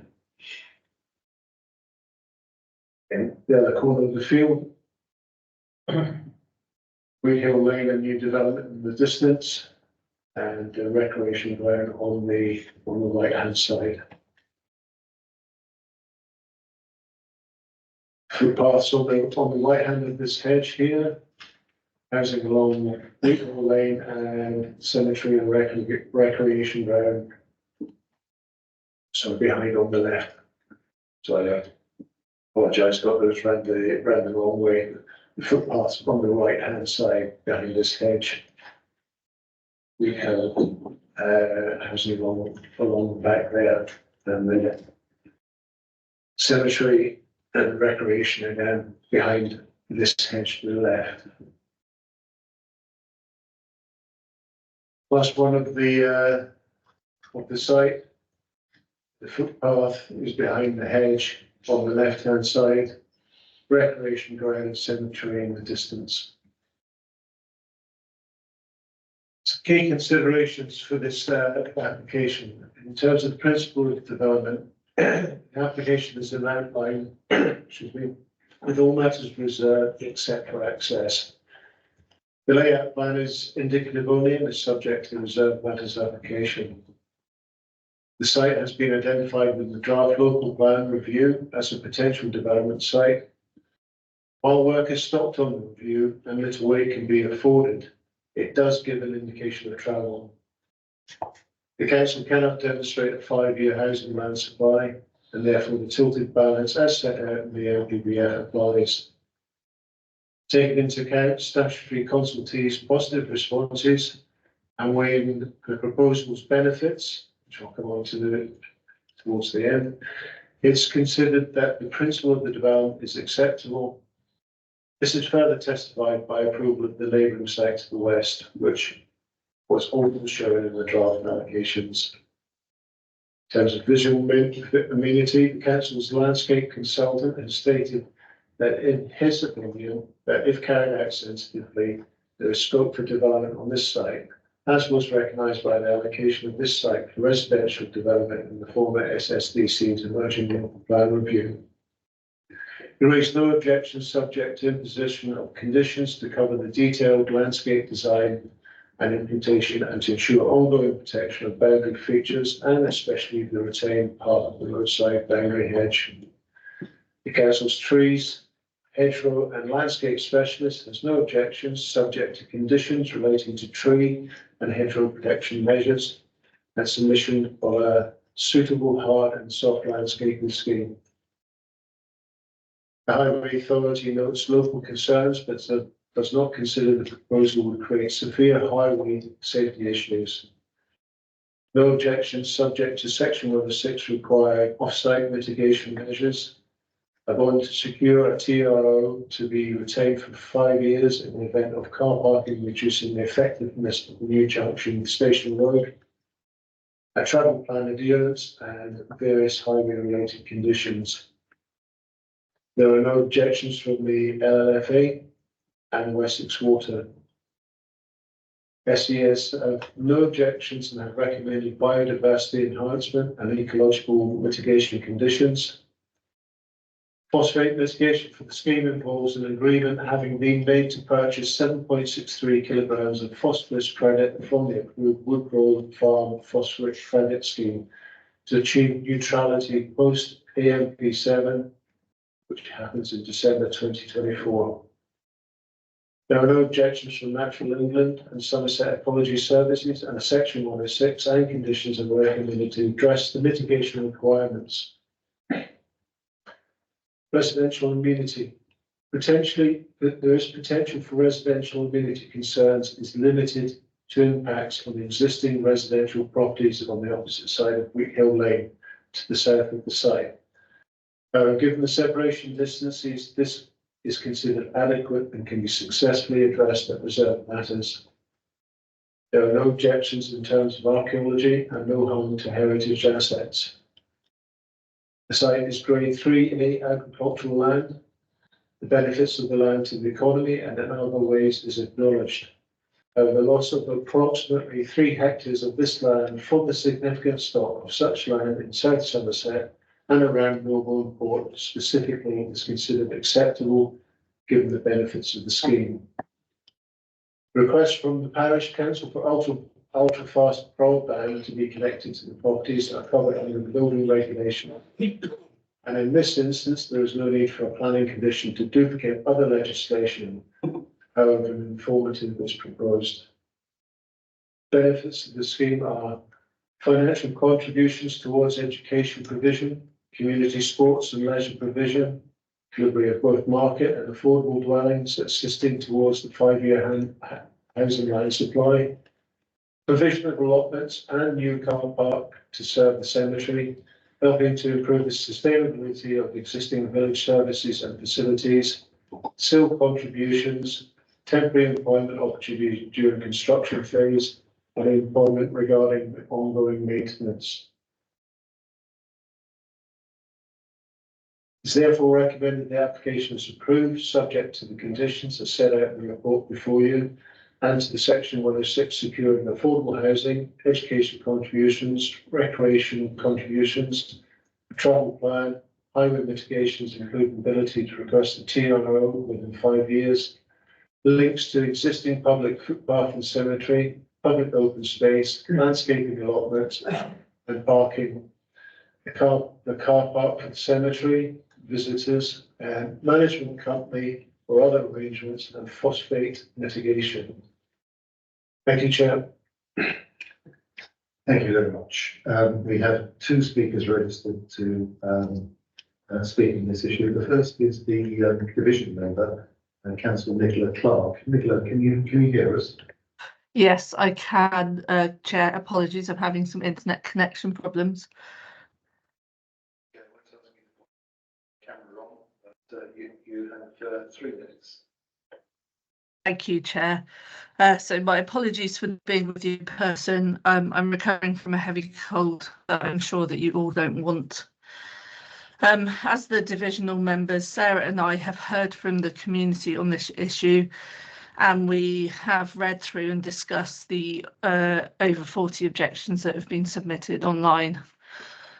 I note that throughout the planning team's interactions with the parish council, the PC have underscored key concerns and articulated nuanced perspectives on sustainability, benefits, S106 considerations, infrastructure, environmental impact, and housing mix. This community and others in our division have borne the brunt of disproportionate development over 3 decades, straining resources and altering their place in the settlement hierarchy, as outlined in the NPPF. Local concerns extend to infrastructure, notably roads and surface water drainage. Despite proposed improvements, lingering issues such as narrow roads and draining inadequacies persist. If this application is approved, there must be rigorous reassessment and proactive measures to alleviate these concerns before construction commences. I urge thorough evaluation and proactive measures to safeguard against adverse environmental consequences, including the flood risk and sewage infrastructure, alongside thorough scrutiny of the application's sustainability credentials, particularly considering recent setbacks, such as the potential reduction of vital local public transport links, such as the 58 bus service.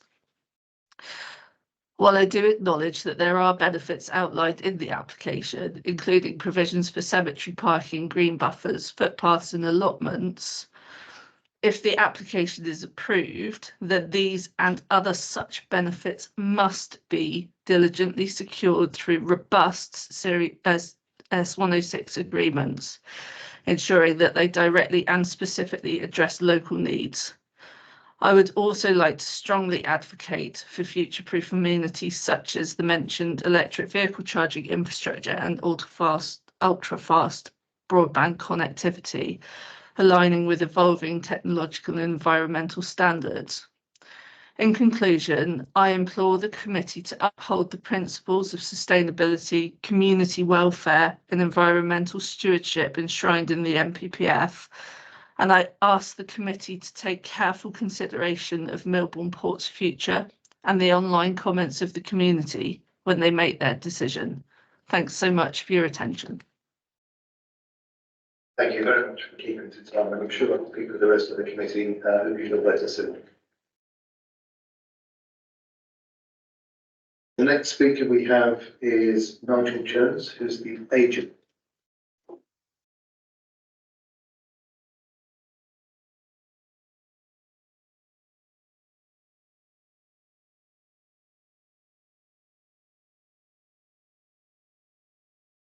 Thank you, Chair, committee members.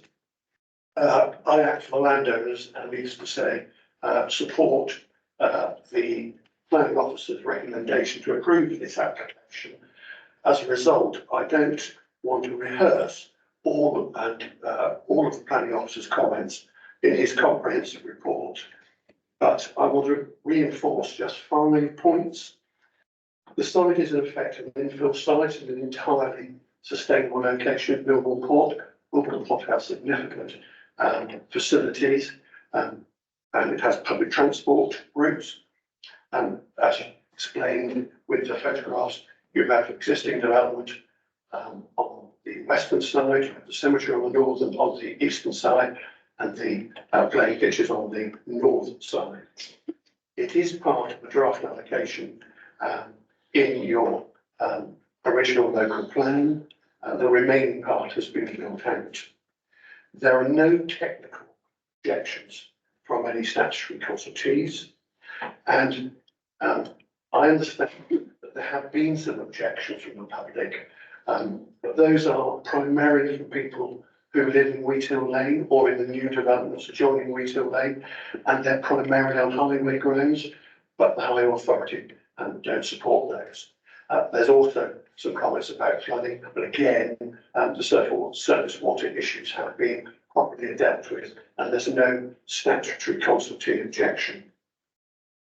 Having said all of the above, I want to put the application in context. We submitted this in 2022. It's on behalf of a local family who are really concerned to make sure that if this application is approved, it actually does contribute to Millbourne Port. As such, we went to the parish council before any application was even considered, discussed with the parish council if we put an application in, what would be the things they would like to see. They came up with an extension to the cemetery, which we're proposing to provide in terms of the car park. They wanted allotments. They were very keen on a circular dog walking area because currently the footpaths link to the recreation ground, and they wanted the route so that people would then walk their dogs away from the recreation ground. They looked at the numbers that we then proposed. We took our application in draft to the parish council. They made comments on it and we changed it.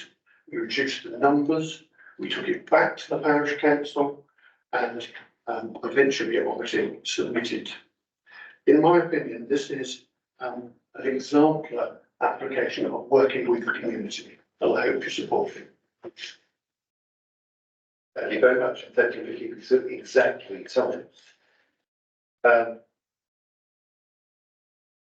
Members, are there any questions, points of clarification that you want to raise from the public speakers? Sorry, big part. First of all, do you have any points of clarification on the speakers on the officer's report? Just regarding visual immunity, I would have expected for the cemetery you want some degree of privacy to be, solemn place. Your height of the, can we put it in, is it possible to condition the maintaining the height of that hedge down that side? Because putting the car park up to it would open up the cemetery to view from the development from that side, or is it that the clock wasn't quite sure whether that hedge was going to be maintained down that side further up from there, or the right hand side just there. I would just like to see a substantial hedge maintained there between the housing and the cemetery, because if you're going back to see it, you really wouldn't want to be overlooked by houses there. Because this is an outline application, we'll look at that when the landscaping scheme comes in. And one thing we would like to try to protect is the privacy for the people visiting the cemetery, so that something we look at very carefully. That's the way. Thank you. I presume that same answer is page 101 is the it's almost a wish list by the parish council of provision of car park at the cemetery, which we've heard also from the agent.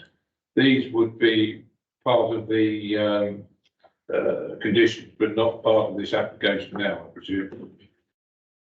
I'm actually writing those into the section 1 at 6, so they'll be there at the outset. Oh, right, good, good. Thank you. I have one. You stated that the TRO would be secured. My understanding is it's the funding to apply for the TRO. We can't actually predetermine that there will be one.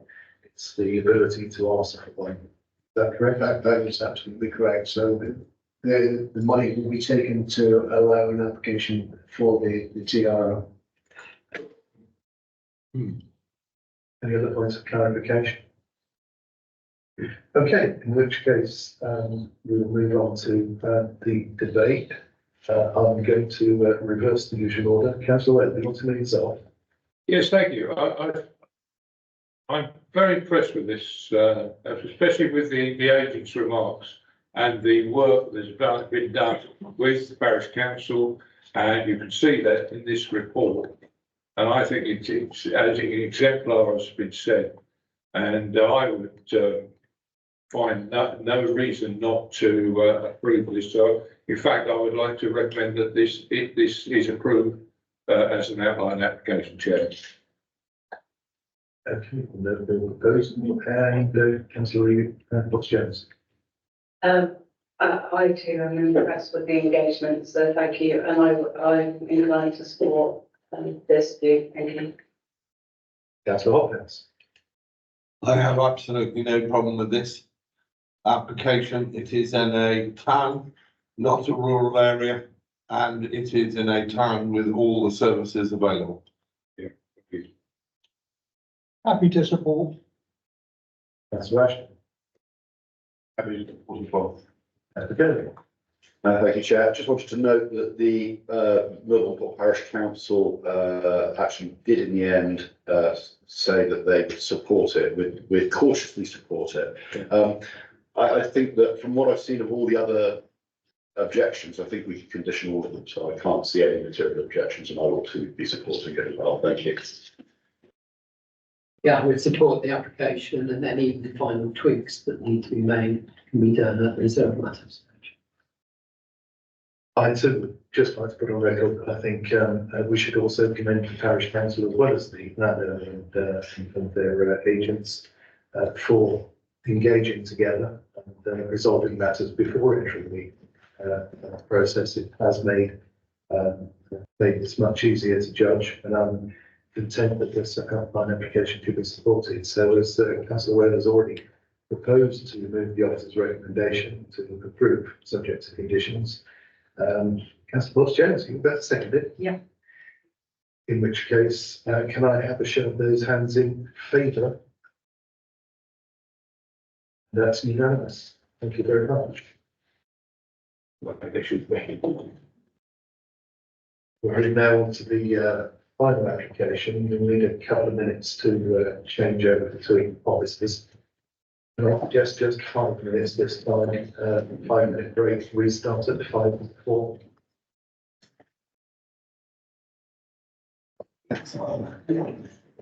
Really refreshed.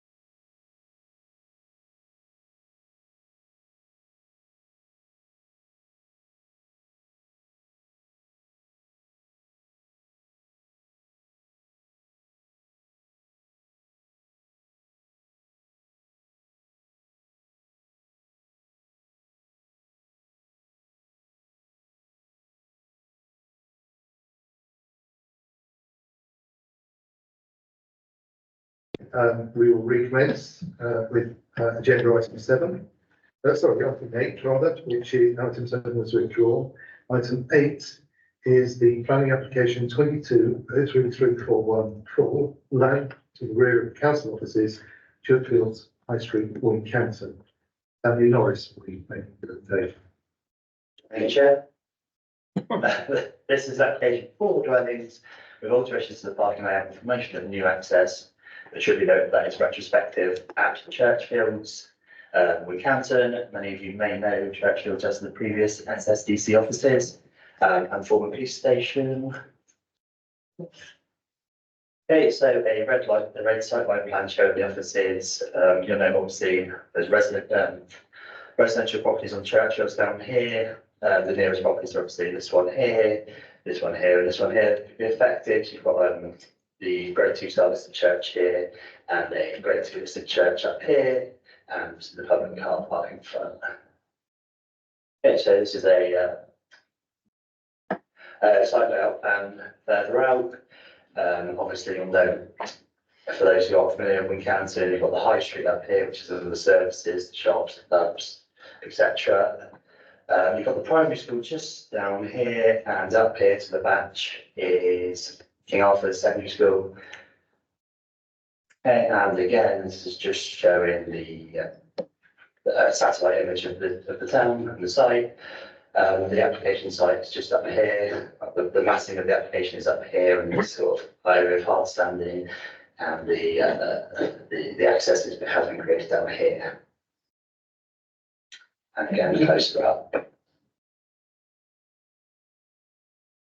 Okay, so this map shows in the red circle down there is the application site.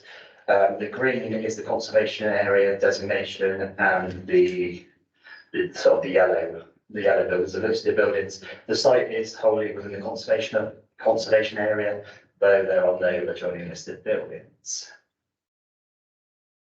Okay, so just the site location plan for you. You'll note that, so the application comes in two parts. There's the erection of 4 dwellings up here in a formation of two semi-detached dwellings, and the provision of a new access down here from Churchfields. The existing access to Churchfields up here will remain the same. Obviously, on the note here, the surrounding the neighbouring properties surrounding the site. And just a zoomed in version to make it easy to see. So you've got two dwellings here, and the formation of an access down here. The plan shows the provision of 22 parking spaces. You'll note that Churchfields is white. It's not part of this application. That's already got an extant permission for 15 flats, which are sort of nearing completion. I think they're on the market. Okay, so on to the sort of the properties. These are units 1 and 2, so they are proposed at the southern end of the site. 2 3-bedroom properties faced in natural stone with other rendered elevations, gables on the front to match the general character of the area. And units 3 and 4, 2 2-bedroom properties. You'll know no windows on the rear elevation, except for roof lights and little openings. But you'll also note that this dashed line shows the existing site levels. So it has been dug in to sort of reduce the impact on neighbours. And here we have some site sections showing sort of the rear elevations, the nearest rear, to the rear of the nearest properties, that there would be some sort of direct overlooking between. So you'll know units 3 and 4, sort of 18.6 metres to the rear of that dwelling, and 14.7 to the rear of Churchfields. Okay, so some site photos for you. This is the existing access, which has always been used for Churchfields. The dwellings would be sort of just sat. So the dwellings would be sat. The units 3 and 4 would be sat sort of here. with units 1 and 2 sort of tucked away slightly around the corner from where the caravan is. And it's just a sort of a wider view. So you've obviously got the building which is Churchfield. From here, you can sort of see units 1 and 2 where the caravan is up against that boundary, and you'd be probably going to make out units 3 and 4 up against that boundary there. This parking, these 5 parking spaces here are not included with the application site. They are in separate ownership, and there's the other people have rights of access over essentially. And so just a closer up picture of the site, obviously quite a lot of low value planting, which will have to be removed for development. And again, just another close up photo showing the site. Looking.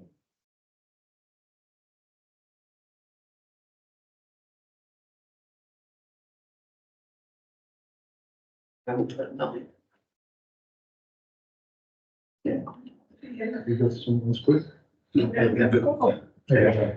Shorts.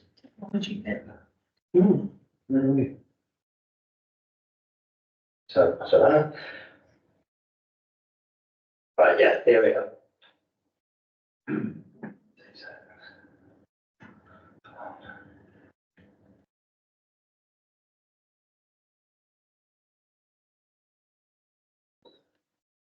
Right, here we are looking back towards Churchfields. So you have units 1 and 2 would sort of be where just behind where that caravan is on that boundary, and then you'd sort of be currently probably standing on sort of unit 4's front door. And then again, a wider photo of context, so obviously see the reach of the neighbouring properties here. Just a photo from within the existing Churchfield car park. There's no alterations to this building, just mainly for context.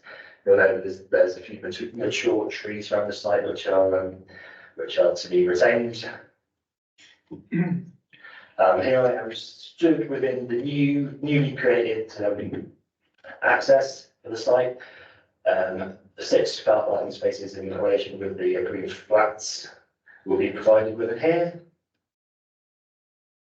And again, just a wider context, you'll see obviously the parking arrangement doesn't go right up to the trees in order to minimise harm on the protected trees. Here I am at the top of Churchfields in the sort of the turning circle at the top. The new access has been created just to the right of that silver car. You'll know there's obviously on street parking already.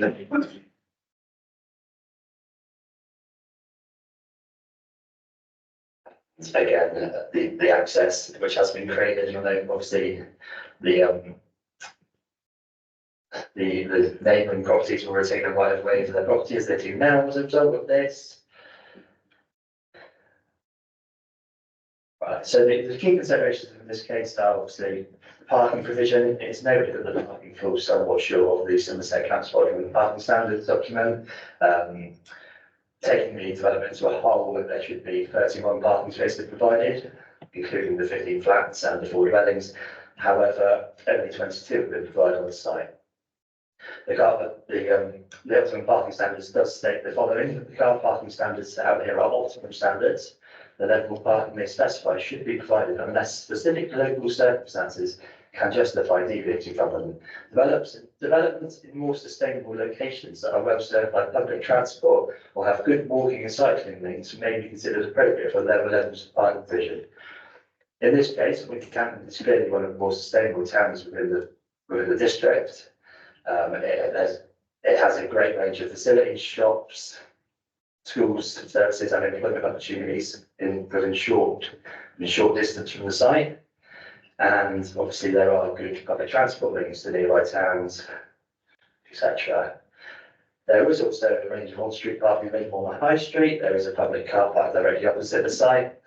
And it should be noted that the Highways Authority have not raised any objections to this lower deviation.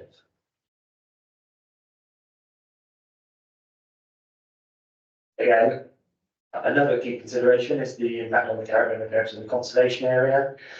Myself and the conservation officer have been heavily involved through the design negotiation. And whilst the conservation officer has said that there would be a low end level less than substantial harm to the scheme, he has suggested that the proposal would be the most appropriate way of fitting 4 dwellings on site. Paragraph 208 of the FDPF states that where a development proposal will lead to less than substantial harm, there should be weighed against the public benefits of the proposal. In this case, there was clear public benefit providing four dwellings in a sustainable location, which will help meet our shortfall. There's obviously a lot of social and economic benefits as well from having these dwellings within the town. You can, obviously, the council would recoup all the council tax. The residents of these dwellings would use the services and facilities on offer. And obviously,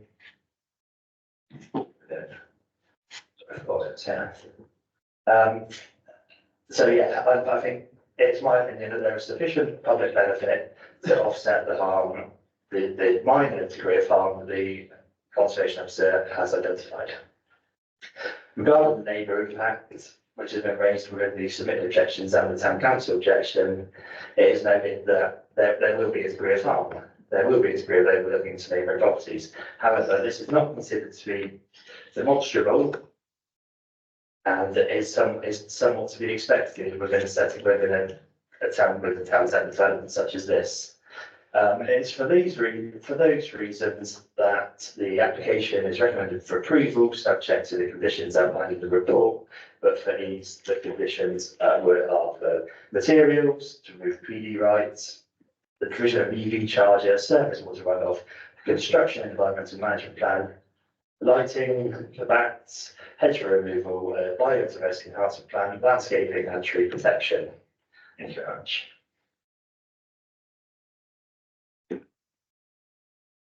Thank you.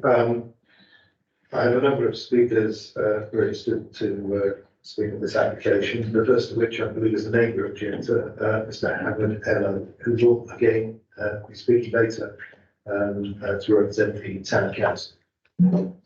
Yes, right, you want to? Okay, yeah, sorry.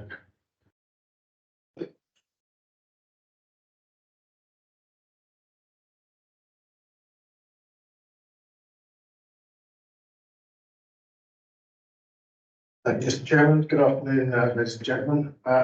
As the chairman said, I am a local resident. In fact, my property is the closest residence to the proposed dwellings. It's less than 6 metres from the closest part of numbers 3/4. The officer made no reference to that in his report, or when he gave his verbal report just now, and has only made reference to other properties which are twice as far, if not further away. I've asked the applicant and the planning department to provide visual representations of the impact on my property, and I've received nothing. By contrast, such visuals have been provided for the other more distant neighbours. The boundary wall between my property and the site is a very old stone wall, which is intrinsic to the characteristics of the Wincanton Conservation Area. This wall is immediately adjoining number 4 and is situated on top of a bank of over 2 metres in height. No reference to this is made, nor to any protection to it in either the officer's report or the proposed conditions. We've already heard that the number of parking spaces to be proposed has fallen from 26, which was around over 15 flats, down to 22, whilst your policy suggests 31 is appropriate. Parking is already very stretched in Wincanton, and particularly in Churchfields, and there is very little public transport, despite what your officer has said. My view is that your officer has failed to take account of these issues and has not referenced the fact that the developer, in his report at least, has not referenced the fact that the developer has already commenced some aspects of the proposals. I believe that he has failed to provide to you a full picture on which you might make a decision, and therefore I suggest it is premature for you to approve this application. I would heartily request that you undertake a site visit so that you can certainly look at the proximity issue from my perspective, and also the very large and very old wall. Thank you. Thank you very much. The next speaker I have is also an objector, Elizabeth Carter. She's not here, I'm afraid. Okay, moving on to the, you again, Mr. Alliance, but this time to specifically represent the views of the town council.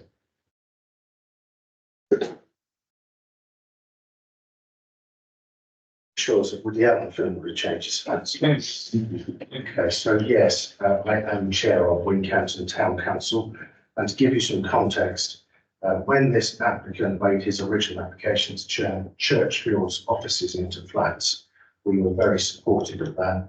We thought it was excellent, self-contained, and brought derelict site back into beneficial reuse. But this application, we feel, is trying to fit a quart into a pint pot. We gave you a response which said the council resolved to recommend refusal of this application on the grounds that insufficient consideration had been given to access and parking, taking account of the number of dwellings and the impact on neighbouring properties. I would restate yet again, this application concerns matters that have already started. The car park that was constructed did result in the loss of a significant mature tree, which collapsed after some excavation was done around it, and actually fell onto one of our constituents' cars and destroyed it. So that might give you some ideas of how this development operates. But thank you. Thank you. The last speaker on this is Fiona Squire, who's the agent Chatham Living Planning. Yeah, 3 minutes, sir.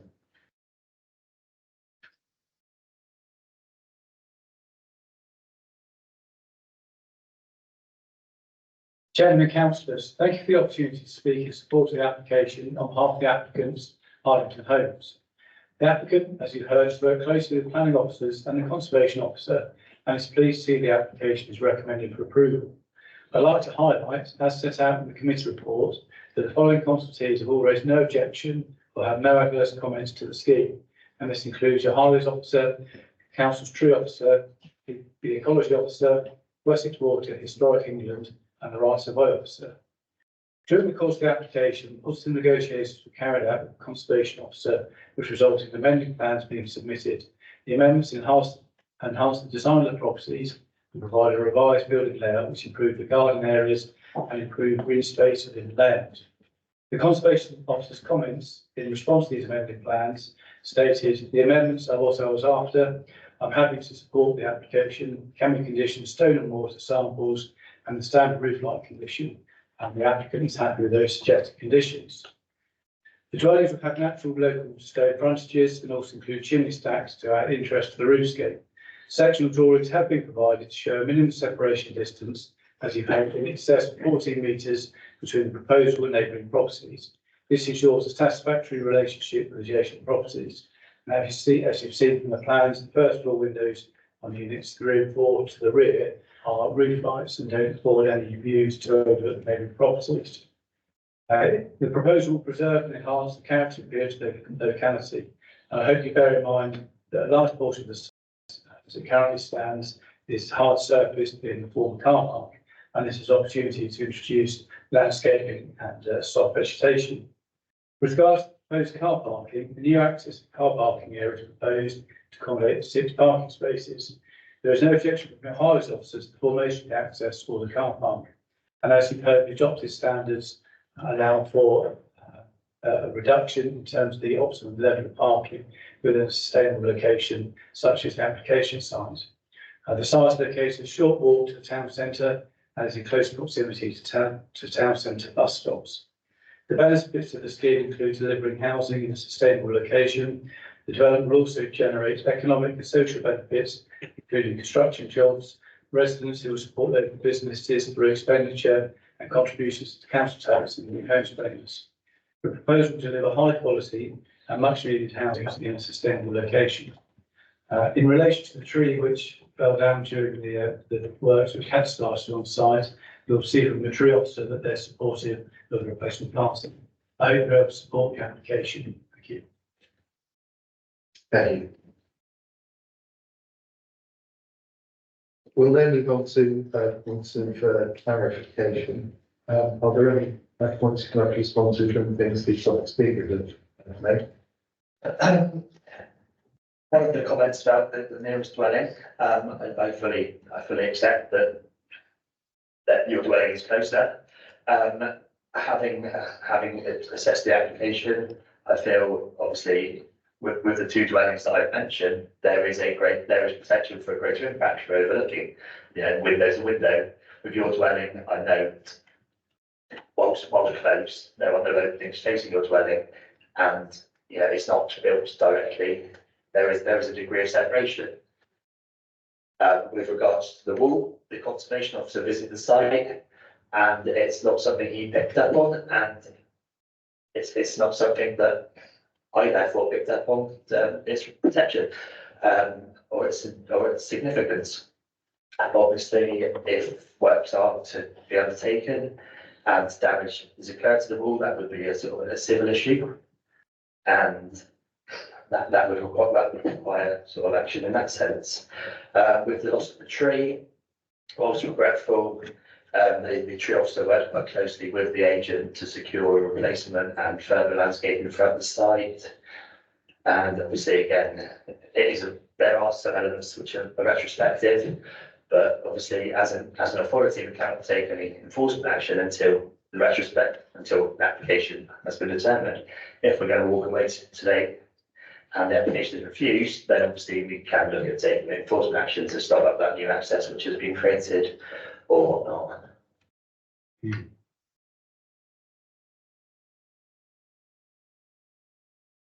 Okay, can I just ask you to clarify?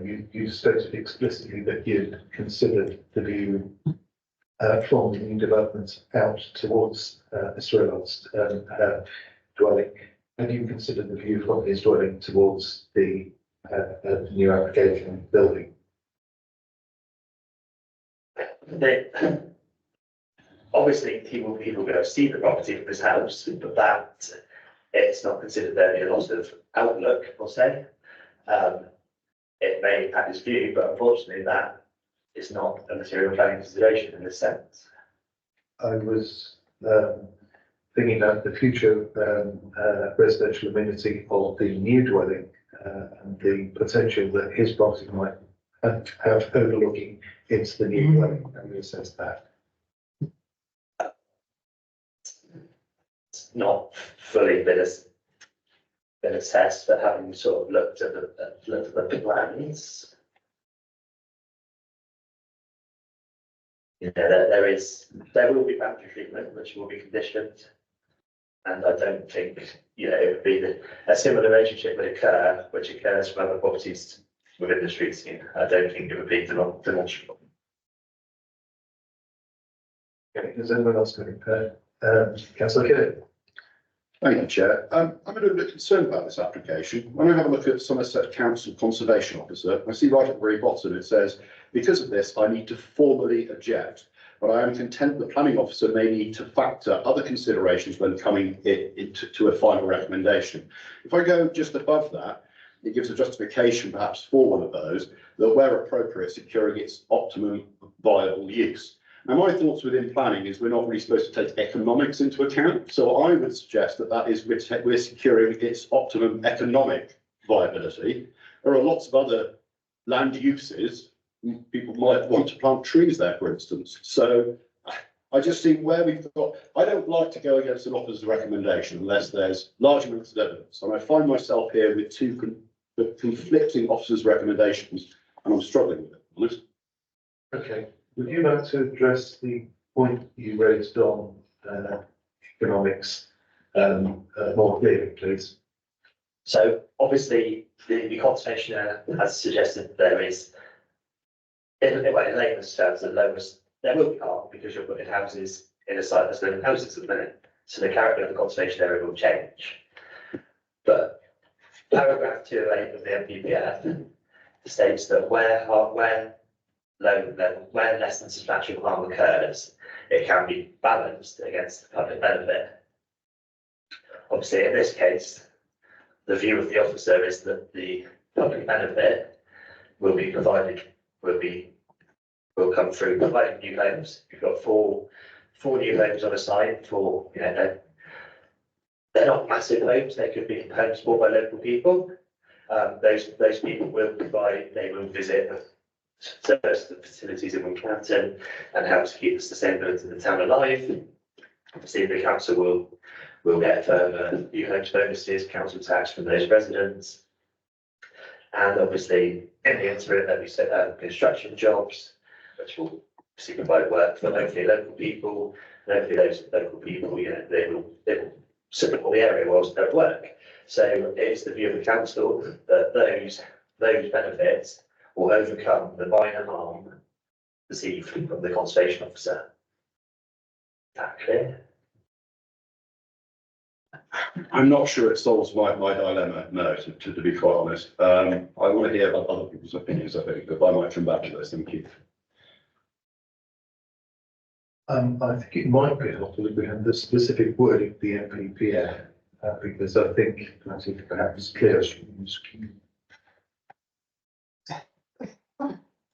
How much we can read it?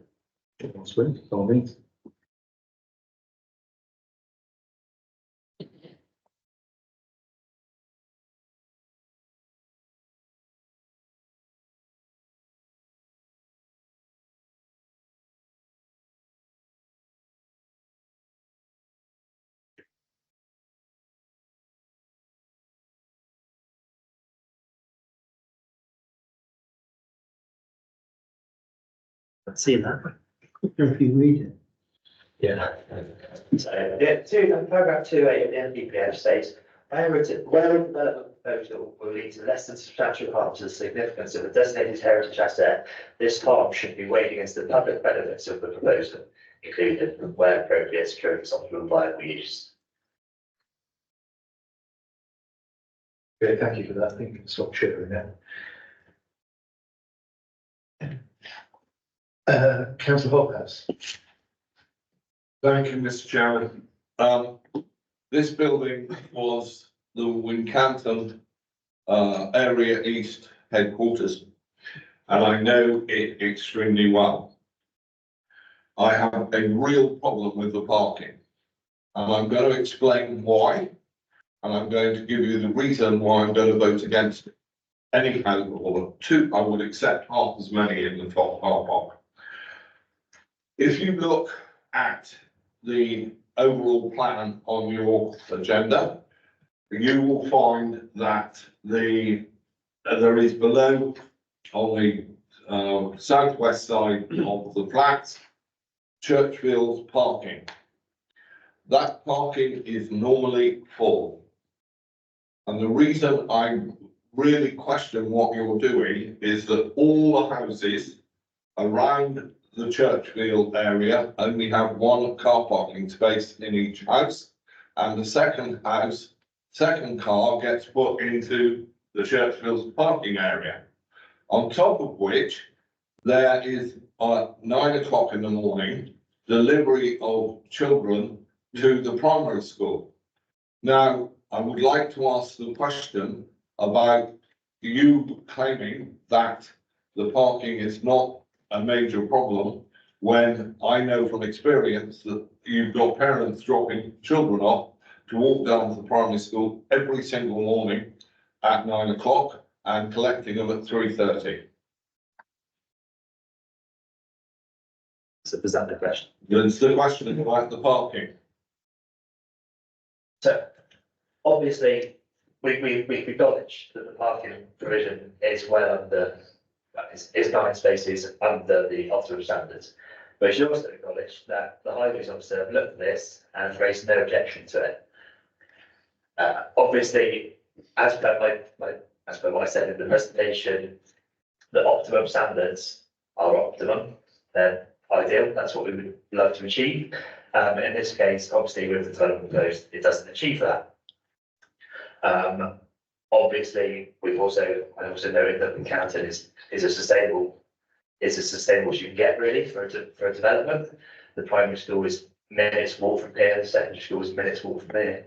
There is employment on your doorstep.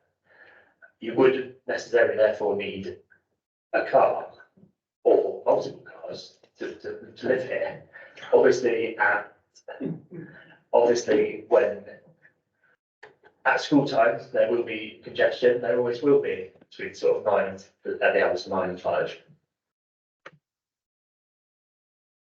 Mr. Chairman, I would like to ask the planning officer where the nearest car park is and how many miles it is from this particular site, because I know the answer. About 1 metre. No, it isn't. Churchfields there's a car park at Churchfields, which is less than adjoins the site. Otherwise, you'd be looking at the memorial or in between the White Horse or some kind of those. Over a mile away. There is also lots of on-street parking on Wincanton High Street, which is unrestricted.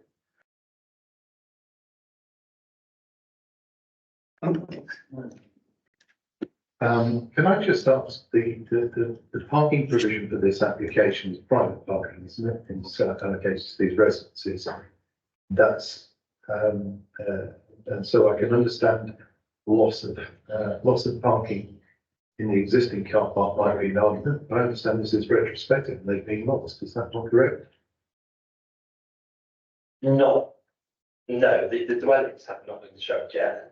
The access to the south of Churchfields has been constructed, but obviously with the provision of 4 better dwellings, there would be a loss of parking, which had originally been included on the application for the change of use of Churchfields. So the question that you're asking was about the loss of town centre parking spaces rather than the spaces allocated in this application. Is that correct? They've got 15 flats and only at the moment, I understand, provision for 26 houses on those 15 flats. And then they're trying to put in, they have 15 flats at the moment and only 26 provisions of parking spaces for those 15 flats. They're then going to take away 4 of those parking provisions and put in 4 more houses requiring 8 more parking spaces. I'm sorry, I just don't get it. So that's what the question was. Councillor Allen, This has been partly responded because my question was about parking. When they said this was suboptimal, what is the optimal number of spaces for 10 bedrooms in an urban environment? Because your formula is different with urban and rural, but I just wanted to know how far below the target figure 6 spaces is. So the optimal for the site, given the 15, the makeup of the flats and stuff, there's some 2 bedrooms, some 1 bedroom, there's 2 2-bedroom houses and 2 3-bedroom houses would be 31 places. So we're nine under. Councillor Best. Yeah, on the parking scheme, parking anywhere is a complete nightmare if you get it wrong. The other thing, from the photographs you showed, it looks a complete electric vehicle desert. I couldn't see any EV parking spaces allocated to the ones that are there. The problem being, if you allocate them, then you're going to restrict those parking bays, which will lower even more the accessible car parking for others. Also, I couldn't see on the plan where these houses parking bays, the electric vehicles are. So a condition would be imposed to secure an EV charger per dwelling. I've had some issues with the showing the PowerPoint and college is going to sort that out, but obviously each of these dwellings would be able to provide an EV charger directly outside their front door for the parking spaces that would be allocated to them. Can I clarify? I'm somewhat confused now. We hear about the 15 flat development in the building. Have these houses not got their own parking places? We seem to be talking about everybody parking in the same space. Are these, the applicant houses, got their own parking places? Or are they all combined with the 50 flats? I'm somewhat confused. So essentially, on the original plan for the conversion was sort of as follows, but same for the 4 dwellings in the eastern corner. Obviously, when proposing those 4 dwellings, that's taking up the existing parking spaces provided for the flats, Yeah. which is why they've opened up this access to the south Yeah. to provide further parking. Not quite the levels that were there before, but further parking. Will these houses have their own allocated individual parking places? Because if they have, and the application we're looking at is the application for these 4 houses. And I'm just trying to work out the parking position for these 4 houses. Have they got their own 1.5 parking places or whatever the allocation is? Or are they all part of the general scheme for the 15 development? So the application is for the whole site, so it includes all the houses. The dwellings have parking provision directly outside. Obviously, we could condition, if we wanted to, that parking provision belongs to that dwelling. If not, you know, it'd be up to the developer what happens. Right. I think the answer to your question, Martin, is no. I think you're probably right. Thank you. Yeah. Well. Spaces. Just one last point of clarification. This car park was part of the parking for the original flats application, wasn't it? So effectively, we were varying an original application as well as this one. We're using some of the old application size, is that all correct? Yes. Yes, so these buildings will be in an area that was previously signposted for parking for the flats. To sort of somewhat overcome this, they've created this access to the south to try and provide more parking. So I can sort of understand why highways would allow a minimal number of parking spaces for small 1-bedroom flats. Well, how does it actually, you've got 4 houses here and it looks like 7 spaces between 4 houses. Is that, am I reading flat correctly? Is that 7 spaces between 4 houses? No, 4 of those electric ones. Well, they would have, as per the condition, they would have to have electric vehicle charges provided. Yes, obviously there is 7. The plans show 7 parking spaces outside of the toilets. So it's obviously assumed that they then belong solely to the residents of those houses. Okay, how many, so if we were to presume that those 7 spaces could be controlled by this application to be allocated to those houses to make this application work, it's clearly having an impact on an existing development by reducing the availability of spaces.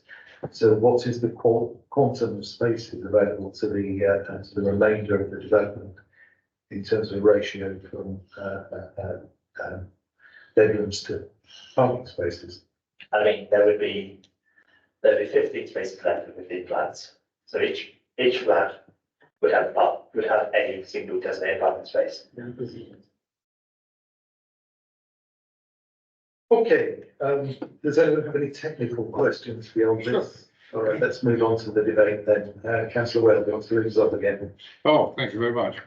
I'm very concerned about the parking here. I think if there was parking, I can overcome the fact that it's in the conservation area. I can see it's an in-town site which could be developed. But unless someone can insist that these houses have their own parking places, I can't support this because I just can't see, and the knock-on effect, as you said, Chairman, on the parking places for the other development is going to make it impossible, this site, to work for car parking. I just cannot see it working as it is. In fact, you could almost say that what they ought to do is not reduce the number of houses to 2, perhaps, they must develop this area and then leave the other space for car parking, which will give you the sufficient car parking space, but that is not in front of us, Chair, and I know that, I'm sorry, but that's just a practical thought which went through my head. That's good, Dr. Stewart. And from what's in front of me, I'm not convinced either. I'm not be supporting this. That's well, that's. I'm totally unconvinced, and I wish to propose that we turn this application down. Do you have a reason? Absolutely, failure to supply, and I can't remember what number it is, the parking spaces for the flats and the removal of the parking spaces for an existing application, which is already gone through and being developed. Okay, can you just hold that thought long? We'll see if there's a second for that later, because I actually think it would be a bit clearer. You'll be much better at the reasons than I am. Councillor Messenger. Concerns, it almost comes across as overdevelopment of the site, and I hate to turn down application for a housing, because we all know how desperate we are for them in Somerset, and using the scenario that there's alternative parking off of that site in nearby street, we've got it in Castle Perry, it's created absolute havoc. And for that reason, I find it, and I hate to do this to the planning officers, they work hard on this, I struggle to support this application. Yes, sir. Not very much more than already been said. It's double counting on parking spaces and insufficient numbers. And as Councillor Best said, if you have allocated EV parking spaces, since take-up of EVs is very low, the percentage is low, you'll be reserving empty parking spaces, causing more conflict as well here. So I don't believe it's supportable. Yeah. Thank you, Chair. I'd actually like to second Henry's proposal. I would come to that and add a little bit. I think where I was talking about the conservation officer, if I just go back, it says where a development proposal will lead to less than substantial harm to the significance of a designated heritage asset, this harm should be weighed against the public benefits of the proposal. And I believe if we're taking this into its round, I think the public benefit is diminished by the fact that actually by putting these houses in, we are going to be causing more of a traffic problem and a parking problem. So I actually think that paragraph MPP F paragraph 208 is actually circumvented by the fact that we have problems with the parking. I don't believe it is in the public benefit, and thus I'm happy to go against it. You're right. Yeah, I can't support this. I think it makes a slight mockery of the planning permission that's already been given. Probably if you've taken away all the parking spaces for the houses, you may have not got the permission to done the plan. So, let's stick with one planning and stop changing the situation. And the answer I actually concur, I think can't separate this from the recent conversion to flats. And I think that what I was going to propose is firstly, I really like the point that you made, Councillor Kirby, about the overdevelopment of the site has a lot of effects which diminishes the public benefits that would otherwise that are being used to mitigate the less than substantial harm to the conservation area. I think we should calculate that. And I also agree that the effect of this application is to frustrate the consideration of the original application.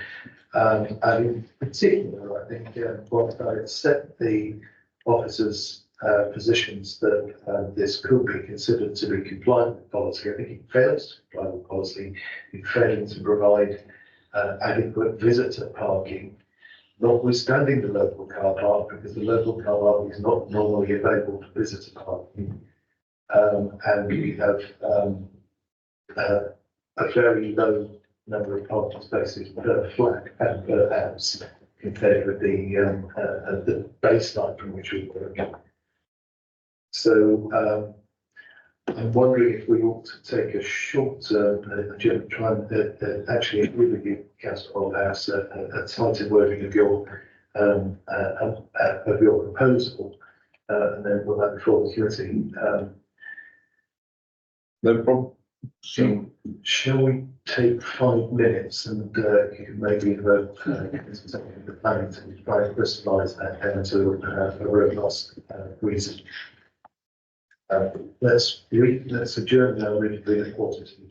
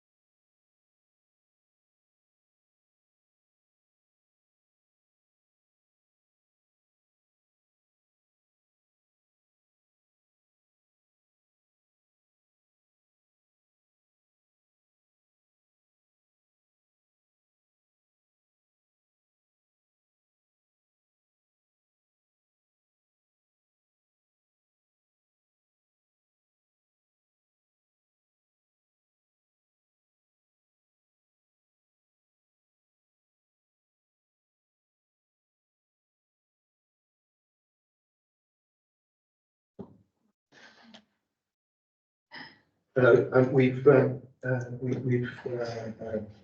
number of discussions. Councillor Hobhouse, I believe you're agreeing to amend the words of your proposal as follows.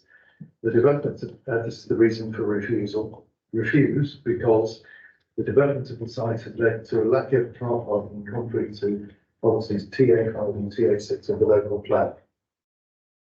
Yes, sir. And you're still happy to second that, councillor? Absolutely, yes. In which case, can I ask members to indicate whether they're in favour, those in favour of that? That's unanimous. Okay, thank you very much. That's a bit of an awkward motion to consider, but I'm very impressed.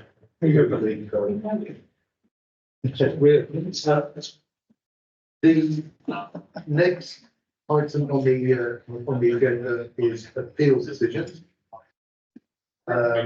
They were in the report, yes, we've noted them.